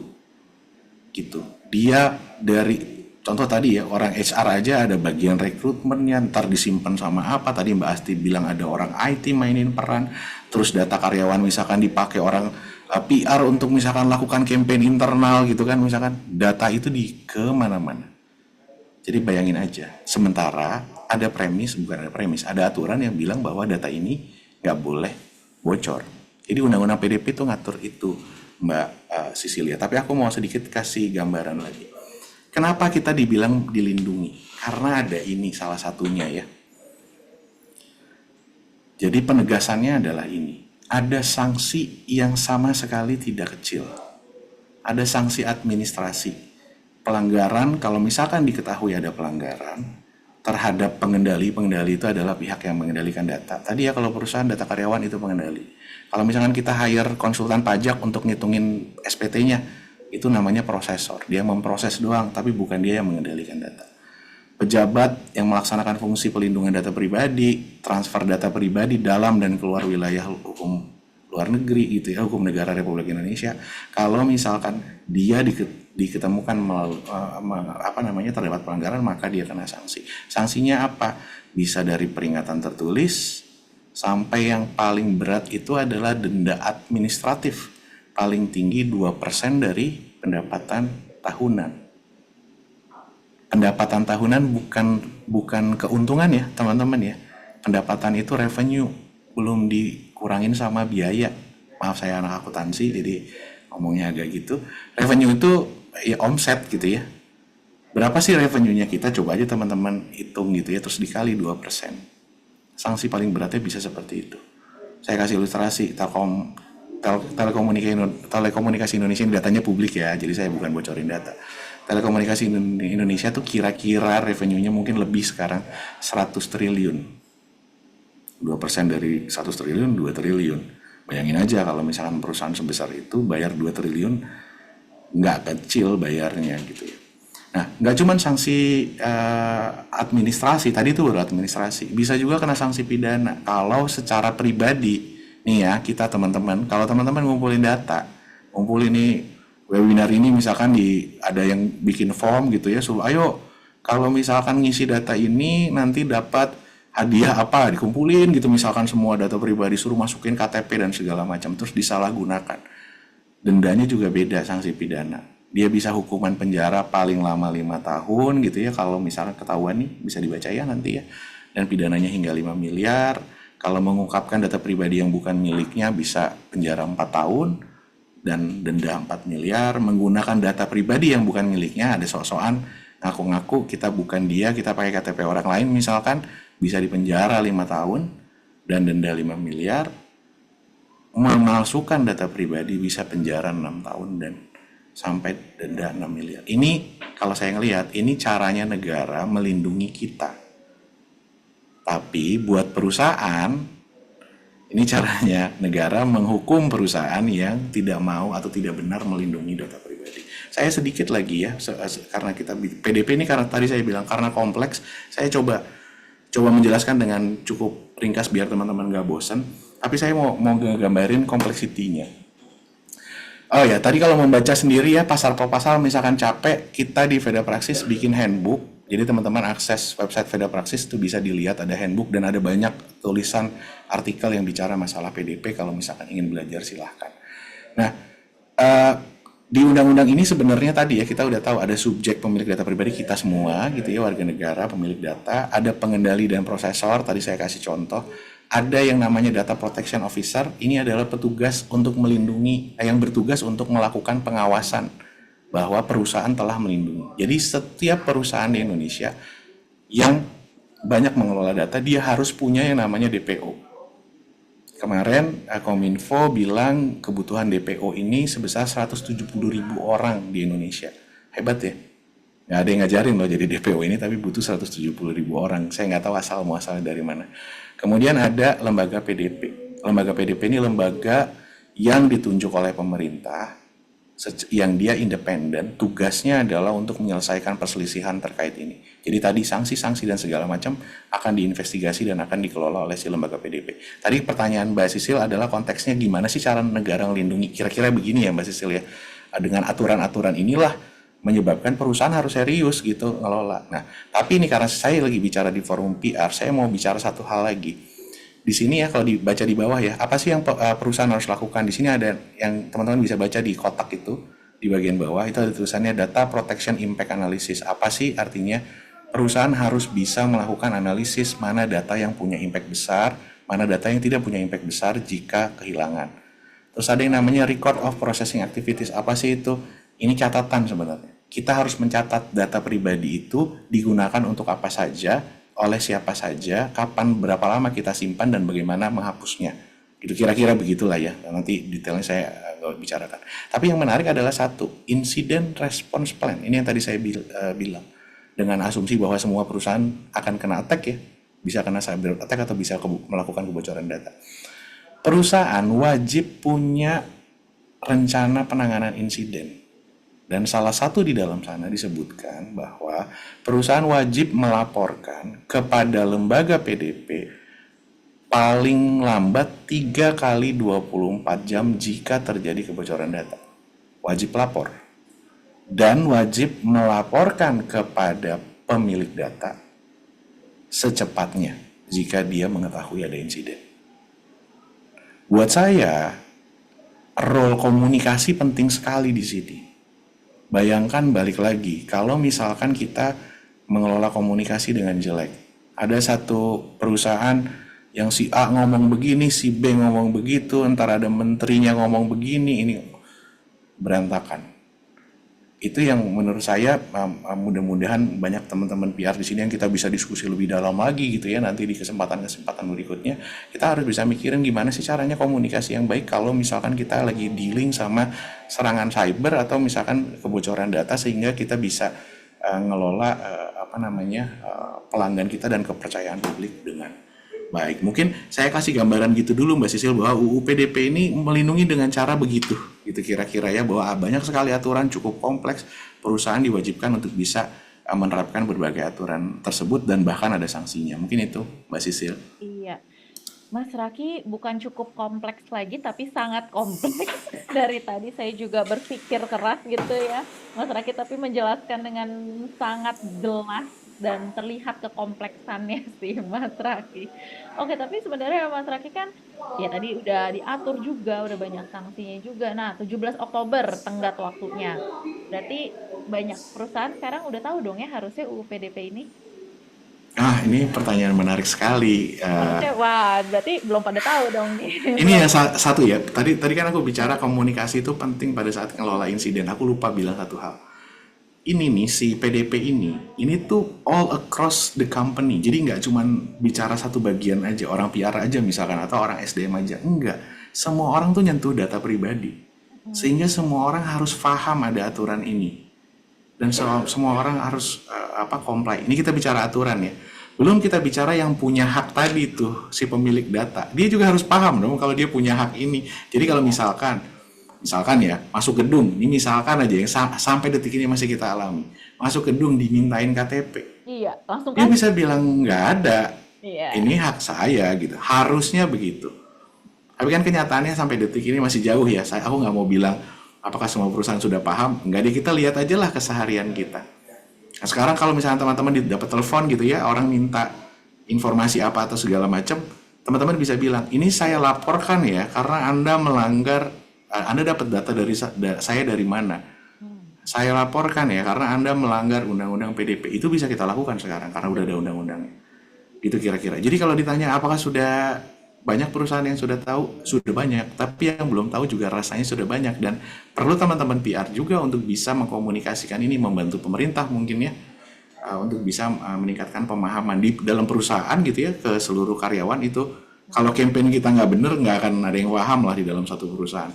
Tapi negara ini juga kayaknya butuh PR, gitu ya kira-kira. Iya, gimana Mbak Asti siap menjadi PR negara ini? Wow. Wow. Ya, ya Iya. mungkin beralih langsung nih ke Mbak Asti. Tadi karena sudah terpancing gitu ya dengan diskusi kita.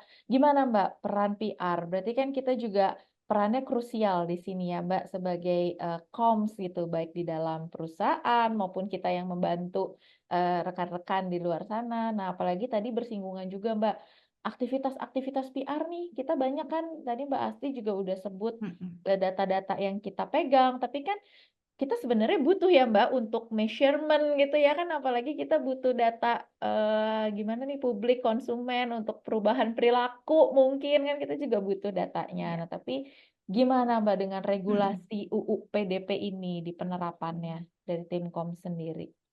Iya, kalau menurut saya mungkin juga kita masih banyak salah kaprah ya. Ketika Mas Rakri tadi membuka beberapa slide tentang PDP, kelihatan data-data yang mana bersifat umum, mana yang bersifat spesifik. Hal-hal seperti itu kayaknya juga harus jelas dulu ya. Apa orang komunikasi bisa membantu menjelaskannya gitu. Jangan kemudian kita masuk dalam dunia yang sangat parno dan sehingga tidak bisa bekerja sama sekali gitu kan ya. Karena takut melanggar gitu. Wah, nanti kena sekian triliun kalau omsetnya sudah besar tadi gitu. Jadi menurut saya kembali lagi kepada prinsipnya ya, PDP ini kan diciptakan untuk melindungi hak asasi manusia. Jadi kalau kita ingin membantu mengkomunikasikan ini gitu ya, harus kembali kepada prinsip-prinsip itu sehingga orang-orang juga akhirnya mau bertindak berdasarkan kesadaran diri bahwa inilah hak kita gitu. Gitu. Karena ya lagi-lagi gitu kalau kita hanya menjalankan ini seperti mesin gitu ya, akan turun-turunnya seperti mesin. Saya akan juga terus-menerus dimintakan KTP, bahkan dimintakan nomor telepon, dimintain macam-macam deh pokoknya kalau masuk ke gedung gitu. Kalau saya bilang enggak, petugas di depan cuma hanya bisa bilang, "Mbak, tapi itu harus, kalau enggak saya dimarahin." Lah, terus kita mesti bilang apa gitu kan ya. Jadi sepertinya ini tugasnya seluruh orang sih, nggak hanya bisa dititik beratkan kepada orang komunikasi. Legal iya, IT iya, orang-orang yang apa namanya berkecimpung di bidang teknologi, di bidang yang lain lah, HR gitu ya, itu semuanya kayaknya harus. Bagi orang PR sendiri, menurut saya juga ini adalah era yang sangat menantang ya, di mana kita diharapkan untuk bisa lebih agile, lebih targeted, lebih punya measurement yang jelas gitu. Sementara di sisi lain juga kita harus menghormati gitu hak-hak asasi seperti ini. Tapi menurut saya sih tugas PR kembali lagi kepada prinsipnya tadi, di mana kita dipercayakan gitu oleh klien, di mana kita dipercayakan oleh orang-orang yang memberikan data kepada kita, disitulah kita memegang teguh prinsip tersebut. Gitu, jangan sampai keluar dari batasan gitu. Dan ini sangat-sangat perlu rasanya juga diimani oleh seluruh industri gitu ya, komunikasi dan kehumasan gitu supaya terus-menerus menjadi topik yang juga diperbincangkan gitu. Jangan sampai apa namanya topik ini ya berhenti hanya di webinar ini gitu loh. Jadi sekarang pun gitu dengan mengkampanyekan ini, saya rasa juga semua orang bertanggung jawab ya. Maksudnya influencer, mereka juga bisa menuntut haknya gitu dan lain-lain gitu. Dan rasanya kalau semua orang ikut chip in, kayaknya mudah-mudahan ya Mas Raki kesadarannya apa namanya awarenessnya dan akhirnya tidak perlulah terjadi pelanggaran-pelanggaran yang sangat-sangat berat gitu. Mungkin itu ya Sil. Iya, iya Mbak. Tenang aja diskusinya nggak akan berhenti di hari ini aja kok Mbak, karena tadi kompleks sekali, jadi pasti banyak banget yang masih mau tanya lagi untuk deep dive lagi lebih dalam soal UU PDP ini, gimana juga PR yang berperan penting di sini gitu ya Mbak Asti, Mas Raki. Tapi mungkin saya mau ngajak rekan-rekan semua di sini sih yang udah banyak drop pertanyaan gitu, Mbak Asti, Mas Raki.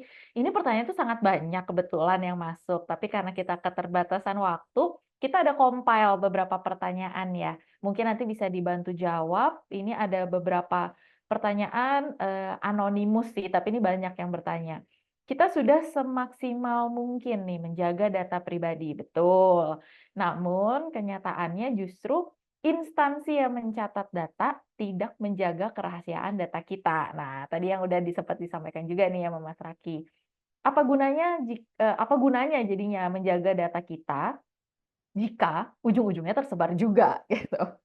Nah, kalau dari sisi PR, jadi gimana menghadapi beberapa kasus lemahnya penjagaan terhadap data pribadi ini?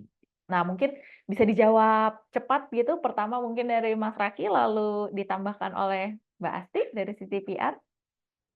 Ya, saya sepakat banget tuh gitu ya. Gimana sih kita mau disuruh ngamanin, dia Gimana juga nih? nggak ngamanin gitu, data kita udah kemana-mana. Saya sepakat banget. Dan itu keresahan kita semua ya gitu, saya rasa gitu ya. Saya bukan pemerintah, jadi saya nggak bisa menjawab dia harus gimana. Cuman menurut saya, kita sebagai warga negara, ya memang kita juga harus bisa mengkomunikasikan hak kita gitu, bahwa kita nggak suka loh data kita sembarangan dikelolanya gitu. Ya advokasi sih coba kita lakukan pastinya gitu ya. Saya dengan bicara dengan teman-teman, menurut saya juga mengajak teman-teman juga, ini bukan ngajakin demo ya. Cuma maksudnya pemerintah harus aware bahwa kita semua tuh peduli sama data kita, yang kita nggak mau data ini bocor, dan bahkan sudah ada undang-undangnya. Gitu kira-kira. Jadi memang harus didorong dan mungkin harus dibantu ya.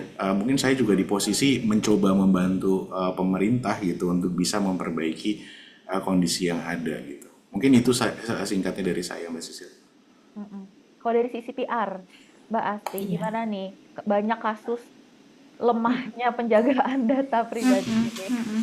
Ya, sebetulnya sudah jawaban-jawaban saya sudah merefleksikan tadi ya bagaimana PR bisa membantu. Tapi ingin menambahkan juga ke Mas Raki, jawaban Mas Raki tadi. Seperti belakangan ini kita tergerak untuk bergerak terhadap situasi darurat gitu ya. Ya udah kita bikin darurat data pribadi gitu loh. Supaya akhirnya muncullah suatu fenomena baru di mana orang-orang sadar menjaga datanya sendiri, sadar memakai data rekan-rekannya, mitranya gitu. Itu bisa kok dilakukan. Dan mungkin tadi ya, saya tidak tahu lembaga PDP ini bisa jadi punya platform di mana harus ada quick respon, bertanya, lapor atau apa gitu ya, sehingga membuat orang juga semakin bisa tahu harus channeling kemana sih. Saya namain kekesalan boleh nggak? Lembaga PPDP itu yang seharusnya sudah ada sampai detik ini belum dibentuk. Nah, tapi secara undang-undang dia harusnya ada. Ya kita boleh bicara darurat. Memang kita mungkin darurat ya Mbak ya. Bahkan peraturan yang dikeluarkan sendiri menurut saya harus kita dorong untuk benar-benar diimplementasi dengan serius gitu oleh pemerintah. Karena ini juga tanggung jawab bersama ya akhirnya ya, Mas Raki, Mbak Asti. Jadi memang darurat, jadi semua harus berperan. Akhirnya semua berperan kalau untuk implementasinya jalan, nggak cuma tahu doang gitu kan akhirnya. Oke, baik, terima kasih Mbak Asti. Mas Raki, mungkin kita lanjut ke pertanyaan berikutnya. Ini pertanyaan dikompil juga sama dari beberapa pertanyaan, ada dari Pak Hartono T. Kuncoro, ada dari Pak Mikael Anto, lalu pertanyaan-pertanyaan anonim, ini juga banyak yang tidak menyebutkan namanya. Nah, pertanyaannya, apa yang harus kita lakukan ketika negara juga lemah melindungi data pribadi warga negara? Tersenyum-senyum. Nah, kalau dari perspektif PR, bagaimana agar kampanye edukasi pelindungan data bisa efektif? Wah, PR nih Mbak Asti, bikin kampanye edukasi. Nah, ini juga ada concern nih dari Ibu Emi Kuswandari terkait edukasi terhadap senior citizen. Jadi tadi kan Mbak Asti udah sempat singgung juga ya kelompok masyarakat rentan. Nah, gimana edukasi ini akhirnya merata gitu ke semuanya. Mungkin kita mulai dari Mas Raki dulu. Apa gimana nih kalau negara? Aduh, ini Sulit aku ya. agak khawatir. Aku cuma bisa bilang kalau oke lah, kita posisi kita tadi saya bilang ya, kita harus pertama ya mungkin sebelum bicara negara, kita dulu aja kita peduli apa enggak gitu ya. Tapi saya mau menyatakan juga gitu ya, hati-hati ya, ini bukan masalah kita harus jadi parno, apa-apa kita nggak mau. Kalau teman-teman lihat ya, gini, key opinion leader atau influencer yang ada sekarang masalah data pribadi, menurut saya juga nggak 100% setuju. Kenapa? Karena mereka cenderung menakut-nakuti. Gitu. Kadang-kadang seperti SJW lah ya gitu, kalau ada orang salah ngomong dikit, dia bantai gitu dan segala macam. Kita butuh orang-orang yang bisa mensimplifikasi informasi ini gitu ya, untuk bisa menyampaikan bahwa ini adalah hak, kita harus melindungi sesuai dengan kebutuhan kita. Jadi bukan berarti kita nggak boleh nyebar data pribadi ya. Ini saya sebelum kita bicara pemerintah gitu ya, saya memastikan dulu. Boleh kok kita nyebar data pribadi, itu haknya kita semua. Tapi hak kita juga kalau kita nggak mau gitu. Sebenarnya itu undang-undang ini ngatur itu. Jadi bukan berarti kita nggak boleh posting IG story dan segala macam, enggak, tetap boleh gitu ya. Tapi kita sadar ada resikonya. Kalau kita willing to accept itu resiko, then that's okay gitu ya. Tapi kurang-kurangin lah, misalkan ya ngeposting foto KTP atau ngeposting ijazah anak dengan tanggal lahir dan kawan-kawan, kita kurang-kurangin. Kenapa? Karena bisa disalahgunakan gitu. Tapi sisanya yang cukup-cukup aja lah yang kita lakukan. Itu satu dulu gitu ya, kita sadar dulu bahwa kita punya data pribadi. Dengan begitu baru kita mau bicara, kita bisa marah sama pemerintah gitu kan, karena kita aware gitu ada data pribadi kita. Nah, kedua, bicara pemerintahnya, saya ngelihat ya di beberapa waktu ini ada ketidakseriusan. Ini saya jujur aja, ketidakseriusan mengenai hal ini. Tadi harusnya undang-undang ini benar-benar sudah diterapkan, sudah ada lembaganya, bahkan RPP, rancangan peraturan pemerintahnya harusnya sudah ditetapkan, tapi diundur dari Desember kemarin sampai detik ini belum juga disahkan.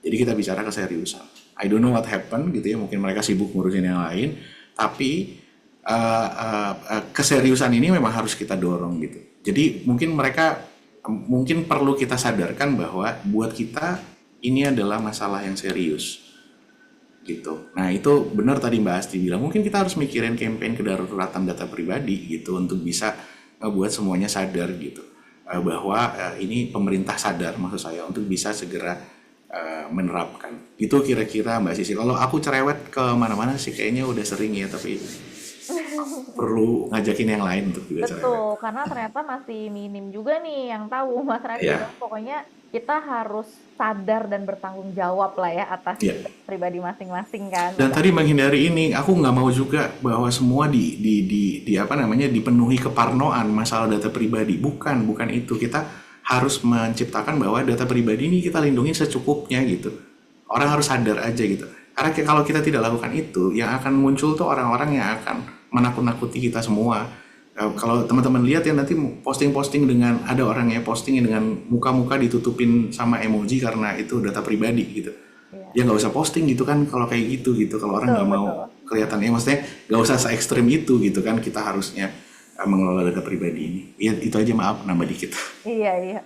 Karena pada akhirnya pilihan kita masing-masing ya, Mas Radit. Exactly. Oke, Mbak Asti, gimana nih PR besar nih Mbak bikin kampanye edukasi? Ya, saya juga mungkin agak memberikan perimbangan ya. Negara juga bisa berhasil kalau warga negaranya matang sih, matang dan berkualitas gitu. Kalau kitanya masih apa-apa gampang tersulut, gampang parno, gampang cepat panik gitu ya dengan hal-hal yang sebetulnya belum banyak tahu gitu, itu juga sebetulnya memperparah gitu. Jadi ya udah bikin kesadaran jiwa raga gitu ya, supaya menjadi manusia yang berkualitas aja deh gitu, bantuin negara gitu. Negara kan juga adalah kita gitu. Jadi nggak bolak-balik hanya menyalahkan negara terus. Ini bukan yang ngebela negara ya, karena kita ini juga adalah negara. Saya juga nggak tahu apakah dengan terbitnya GDPR tadi di Uni Eropa di tahun 2016, mereka juga sudah sampai mana sih tahap berhasilnya gitu kan, kembali lagi kepada warga negaranya gitu. Terus saya juga mau nambahin untuk yang kelompok lansia gitu. Memang betul ini adalah kelompok-kelompok yang sering kali ditinggalkan gitu ya, dianggap bisa jalan sendiri, tapi rasa-rasanya juga kembali lagi kepada lingkungannya ya, lingkungan sekitarnya gitu. Dimana kalau kami membuat kampanye untuk lansia pasti ada pihak yang mendampingi gitu, pihak yang bertanggung jawab terhadap lansia tersebut untuk mendampingi, untuk membuat keputusan, karena di usia tersebut mungkin juga sudah perlu banyak bantuan. Jadi khusus untuk ini memang harusnya gitu ya, mungkin ada imbauan khusus, aturan khusus gitu ya, sehingga mereka juga tidak terlalu ketinggalan gitu loh dalam hal perlindungan data pribadi ini, tidak ketinggalan dalam teknologi. Sekarang banyak loh lansia yang juga cepat gitu ya share-share macam-macam gitu ya, tapi kalau juga tidak dibekali pengetahuan gitu loh oleh kita nih yang masih usia produktif untuk tahu gitu. Jadi itulah di mana peran kita nih sebagai warga negara juga gitu ya kepada keluarga kita yang sudah lansia. Begitu kurang lebih. Iya, iya. Akhirnya PR juga punya peran ya Mbak Asti ya terhadap untuk selain tadi edukasi, mengelola juga persepsi publik gitu ya, tuh apalagi untuk bagi perusahaan dan untuk semua kelompok akhirnya kelompok usia gitu ya Mbak Asti. Oke, baik. Terima kasih Mas Raki, Mbak Asti atas jawabannya yang luar biasa. Sebenarnya masih banyak pertanyaan yang masuk, tapi mohon maaf sekali rekan-rekan karena kita sudah ada keterbatasan waktu dan memang tadi ini diskusi yang sangat kompleks gitu ya, seperti mengutip dari Mas Raki tadi, Mbak Asti juga pasti banyak hal yang sebenarnya masih bisa kita gali. Gak apa-apa, mungkin sesi diskusi kita berakhir di sini, tapi di luar sesi diskusi kita tersedia kok ya, selalu ya Mas Raki, Mbak Asti open ya untuk diskusi selanjutnya ya. Mungkin nanti kita Aman. sambil duduk bareng, ngopi-ngopi Iya bareng, dong. kita bahas lebih lanjut terkait pelindungan data pribadi ini. Baik, mungkin boleh saya tutup diskusi kita hari ini. Ada beberapa kesimpulan yang bisa kita ambil melalui diskusi ini. Memang ditekankan betapa pentingnya gitu ya pelindungan data pribadi yang tidak hanya menjadi isu hukum akhirnya, tapi juga merupakan fondasi utama dalam membangun dan mempertahankan kepercayaan publik nih, terutama dalam bidang komunikasi dan hubungan masyarakat atau PR. Dalam dunia PR sendiri memang menjaga kepercayaan ini adalah inti dari setiap interaksi dan pesan yang disampaikan oleh perusahaan kepada publiknya. Nah, ketika data pribadi tidak terlindungi dengan baik, bukan hanya resiko hukum saja nih yang muncul tadi, ada denda dan sebagainya, tapi juga potensi kerusakan reputasi akhirnya yang berdampak jangka panjang pada hubungan dengan konsumen, klien, ataupun masyarakat secara luas. Nah, dalam mengelola data pribadi ini perusahaan pastinya harus mengadopsi kebijakan yang jelas dan transparan. Tadi ya kita sudah sama-sama mendengarkan pemaparannya gimana untuk menjalani prosedur yang ketat, yang sesuai aturan, memastikan semua data dikelola dengan peraturan yang berlaku, termasuk juga bagi praktisi PR nih dalam melaksanakan setiap aktivitas PR-nya, dalam menyampaikan pesannya kepada publik. Nah, harus juga transparan bagaimana akhirnya data-data tadi para stakeholders yang kita pegang bagaimana sih dikelola dan bagaimana kita juga memberikan kebebasan gitu ya kepada para stakeholders ini atas kendali atas informasi yang mereka berikan. Jadi dengan demikian perusahaan pun dapat membangun kepercayaan yang seutuhnya gitu ya, yang kokoh, menjaga reputasi menghadapi era penuh tantangan di digital ini. Mungkin begitu ya untuk inti sesi diskusi kita gitu pada sore hari ini. Nah, rekan-rekan semua, semoga sesi diskusi kita hari ini bermanfaat. Semoga semuanya juga dapat mengerti lebih baik gitu tentang UU PDP yang tadi mungkin di awal bilangnya belum tahu, baru tahu sedikit. Nah, sekarang udah agak lebih banyak gitu ya tadi mendengar penjelasan Mas Raki dan juga Mbak Asti. Nah, selanjutnya kita mau masuk ke sesi foto bersama nih yang antara Mbak Asti dan juga Mas Raki. Kita akan memberikan token of appreciation kepada para narasumber hebat kita hari ini yang sudah berbagi insight-nya kepada kita. Kita mohon kepada narasumber untuk membuka gift yang sudah dikirimkan ke lokasi masing-masing. Iya, karena kita ini berjauhan gitu ya online. Nah, sudah disediakan. Mungkin boleh bersama dibantu panitia, kita foto dulu ya. 1, 2, 3. Baik, sekali lagi mungkin Mbak Asti, Mas Raki. 1, 2, 3. Oke. Terima kasih sekali kepada Mbak Asti dan Mas Raki atas sesi-sesi diskusi panas kita hari ini. Panas ya? Panas ya, tapi ini udah sore, tapi nggak ngantuk kok Mas, nggak. Oh, enggak. Wah, Makasih loh. gitu banget. Nanti kita lanjutkan lagi ya di luar sesi kita hari ini. Rekan-rekan, jangan kemana-mana dulu, karena habis ini kita ada sesi yang nggak kalah seru. Ini sesi berhadiah langsung. Wow, kalau yang tadi sudah mendengarkan diskusi Mas Raki dan Mbak Asti dari awal sampai akhir, pasti bisa lah untuk menjawab pertanyaan-pertanyaan ini. Langsung aja saya berikan kepada Ama untuk membantu jalannya games hari ini. Silakan Ama. Baik, terima kasih Mbak Sisil. Baik, terima kasih Mbak Sisil. Halo, selamat sore teman-teman semua. Perkenalkan, saya Aman Syifatul yang akan menemani teman-teman di sesi games kali ini. Kira-kira kalian semua udah punya aplikasi Kahoot belum nih? Bagi yang belum punya, boleh yuk langsung aja login lewat webnya. Semuanya harus join ya, karena nanti kalian akan ada 3 pemenang yang akan mendapatkan e-wallet masing-masing sebesar Rp100.000 spesial dari Fitcom. Semua teman-teman yang hadir secara online bisa ikut games kali ini. Caranya dengan join ke Kahoot dan memasukkan kode 4355741. Sekali lagi, kalian bisa memasukkan PIN gamenya 4355741. Nah, biar panitia mudah mengidentifikasi kalian dan hadiahnya nggak ketukar-tukar nih, Kahoot kalian juga harus memakai format nama underscore institusi. Contohnya AMA underscore IDCOM. Sudah ada 2 orang yang bergabung. Jangan lupa ya untuk rename nama kalian jadi nama underscore institusi. Sudah ada 6 orang yang bergabung. Sudah makin banyak nih. Kayaknya pada antusias nih ya. Ya teman-teman udah pada antusias nih ya. Kita tunggu sedikit lagi nih yang join.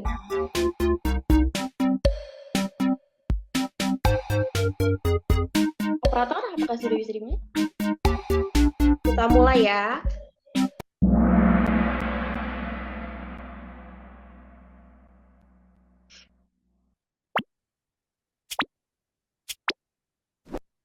Oke, untuk pertanyaan pertama, apa sih salah satu efek negatif dari dunia digital terhadap data pribadi? A. Ngebuat kamu lebih good looking di foto. B. Mengubah teman menjadi selebgram. C. Meningkatkan stok meme di media sosial. D. Meningkatkan resiko pencurian data. Jawabannya yang A bukan sih. Ngebuat kamu lebih good looking di foto. Kira-kira yang mana nih teman-teman jawabannya? Atau mungkin yang B? Oke, ternyata banyak juga nih jawabannya yang udah bener ya. Berarti tadi teman-teman juga udah ngedengerin. Kita lanjut ke pertanyaan berikutnya. Oke, di peringkat pertama di sini ada Kak Koni dari GA. Kedua disusul oleh Kak Sisi dan Kak Zikra dari Unsud. Kita ke pertanyaan berikutnya. Kenapa ya perlindungan data pribadi penting banget? A. Supaya para hacker punya data buat tebak-tebakan. B. Biar nggak ketahuan kalau stalking. C. Untuk menjaga privasi dan membangun kepercayaan publik. D. Supaya bisa ngepost tanpa takut di ghosting. Waduh, ada yang jawab A nih, supaya para hacker punya data buat tebak-tebakan. Yang benar jawabannya yang C ya, untuk menjaga privasi dan membangun kepercayaan publik. Kita lanjut ke pertanyaan selanjutnya. Nah, di sini masih peringkat pertama masih Kak Koni ya, disusul oleh Kak Zikra dan ada Kak Adam dari Presiden University. Pertanyaan ketiga, apa yang mungkin terjadi kalau data pribadi disalahgunakan oleh perusahaan? A. Kehilangan kepercayaan dan reputasi, menjadi influencer secara instan di TikTok, mendapat undangan makan malam gratis, atau dikirimin meme lucu oleh hacker. Yang mana nih? Siapa nih yang mau jadi influencer secara instan di TikTok? Oke, jawabannya yang benar adalah yang A ya, kehilangan kepercayaan dan reputasi. Kita lihat di papan skor, sekarang ada Kak Sisi, kedua ada Kak Adam nih. Kak Adam udah mulai naik ke atas nih. Ada Kak Zikra juga. Kita ke pertanyaan keempat. Undang-Undang Pelindungan Data Pribadi Republik Indonesia ngurusin apa sih sebenarnya? A. Resep nasi goreng rahasia, resep goreng babat, dan nasi goreng Aceh. B. Cara menang dengan mudah di game Candy Crush Saga. C. Oke, jawabannya yang B ya, cara mengumpulkan, menggunakan, menyimpan, dan melindungi data pribadi. Oke, di papan skor sekarang ada Kak Zikra dari Unsud. Tadi dari 3 ya, langsung ke 1 nih Kak Zikra. Waduh, Kak Adam turun banget nih, jadi ke 4. Aduh, Ayo kita ke pertanyaan kelima. Modus apa yang tidak bisa dipakai hacker buat mencuri data pribadi? A. Aplikasi palsu, ada phishing, ada gombal romantis, atau ada malware. Mau yang mana nih? Aplikasi palsu atau gombal romantis nih? Bapak kamu hacker ya? Atau yang mana nih teman-teman? Atau yang D, malware?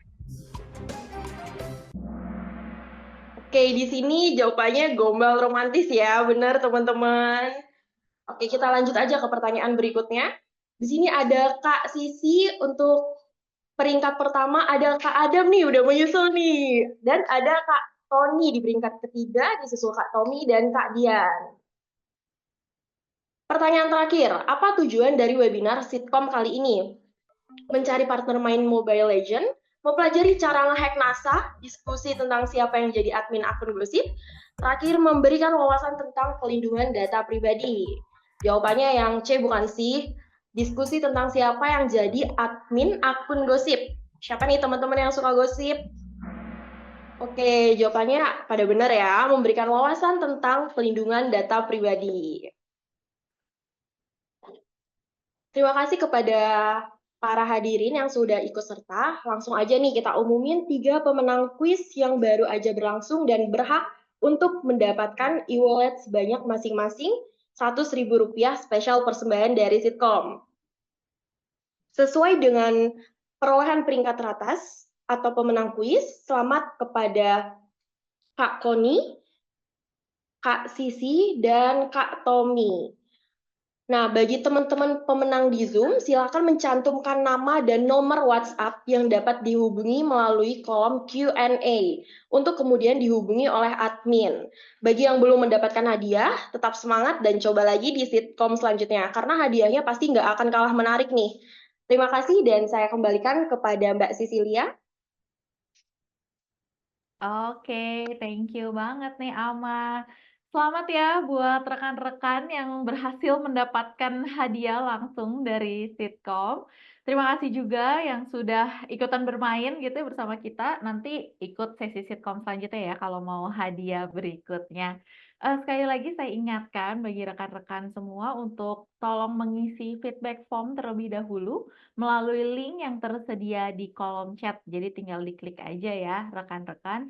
Di situ ada kritik dan saran yang sangat membantu untuk kita dan mungkin ada saran-saran topik Sitkom lainnya gitu untuk next-nya mau apa boleh banget di drop di situ. Yang butuh e-certificate juga bisa langsung dicantumkan di dalam link yang tersedia ya rekan-rekan. Terima kasih sekali lagi kepada para narasumber hebat kita hari ini dan juga rekan-rekan semua pastinya yang telah bersedia untuk meluangkan waktu mengikuti acara hari ini dari awal sampai selesai meskipun sampai sore-sore ini. Nah, semoga sesi ini bermanfaat ya bagi kita semua. Akhir kata, saya Cecilia Wongso Dirijo pamit undur diri. Mohon maaf bila ada salah kata maupun perbuatan. Sampai jumpa di Sitkom episode berikutnya, tentunya dengan beragam topik bahasan menarik lainnya. Tetap sehat dan semangat selalu. Bye-bye semuanya.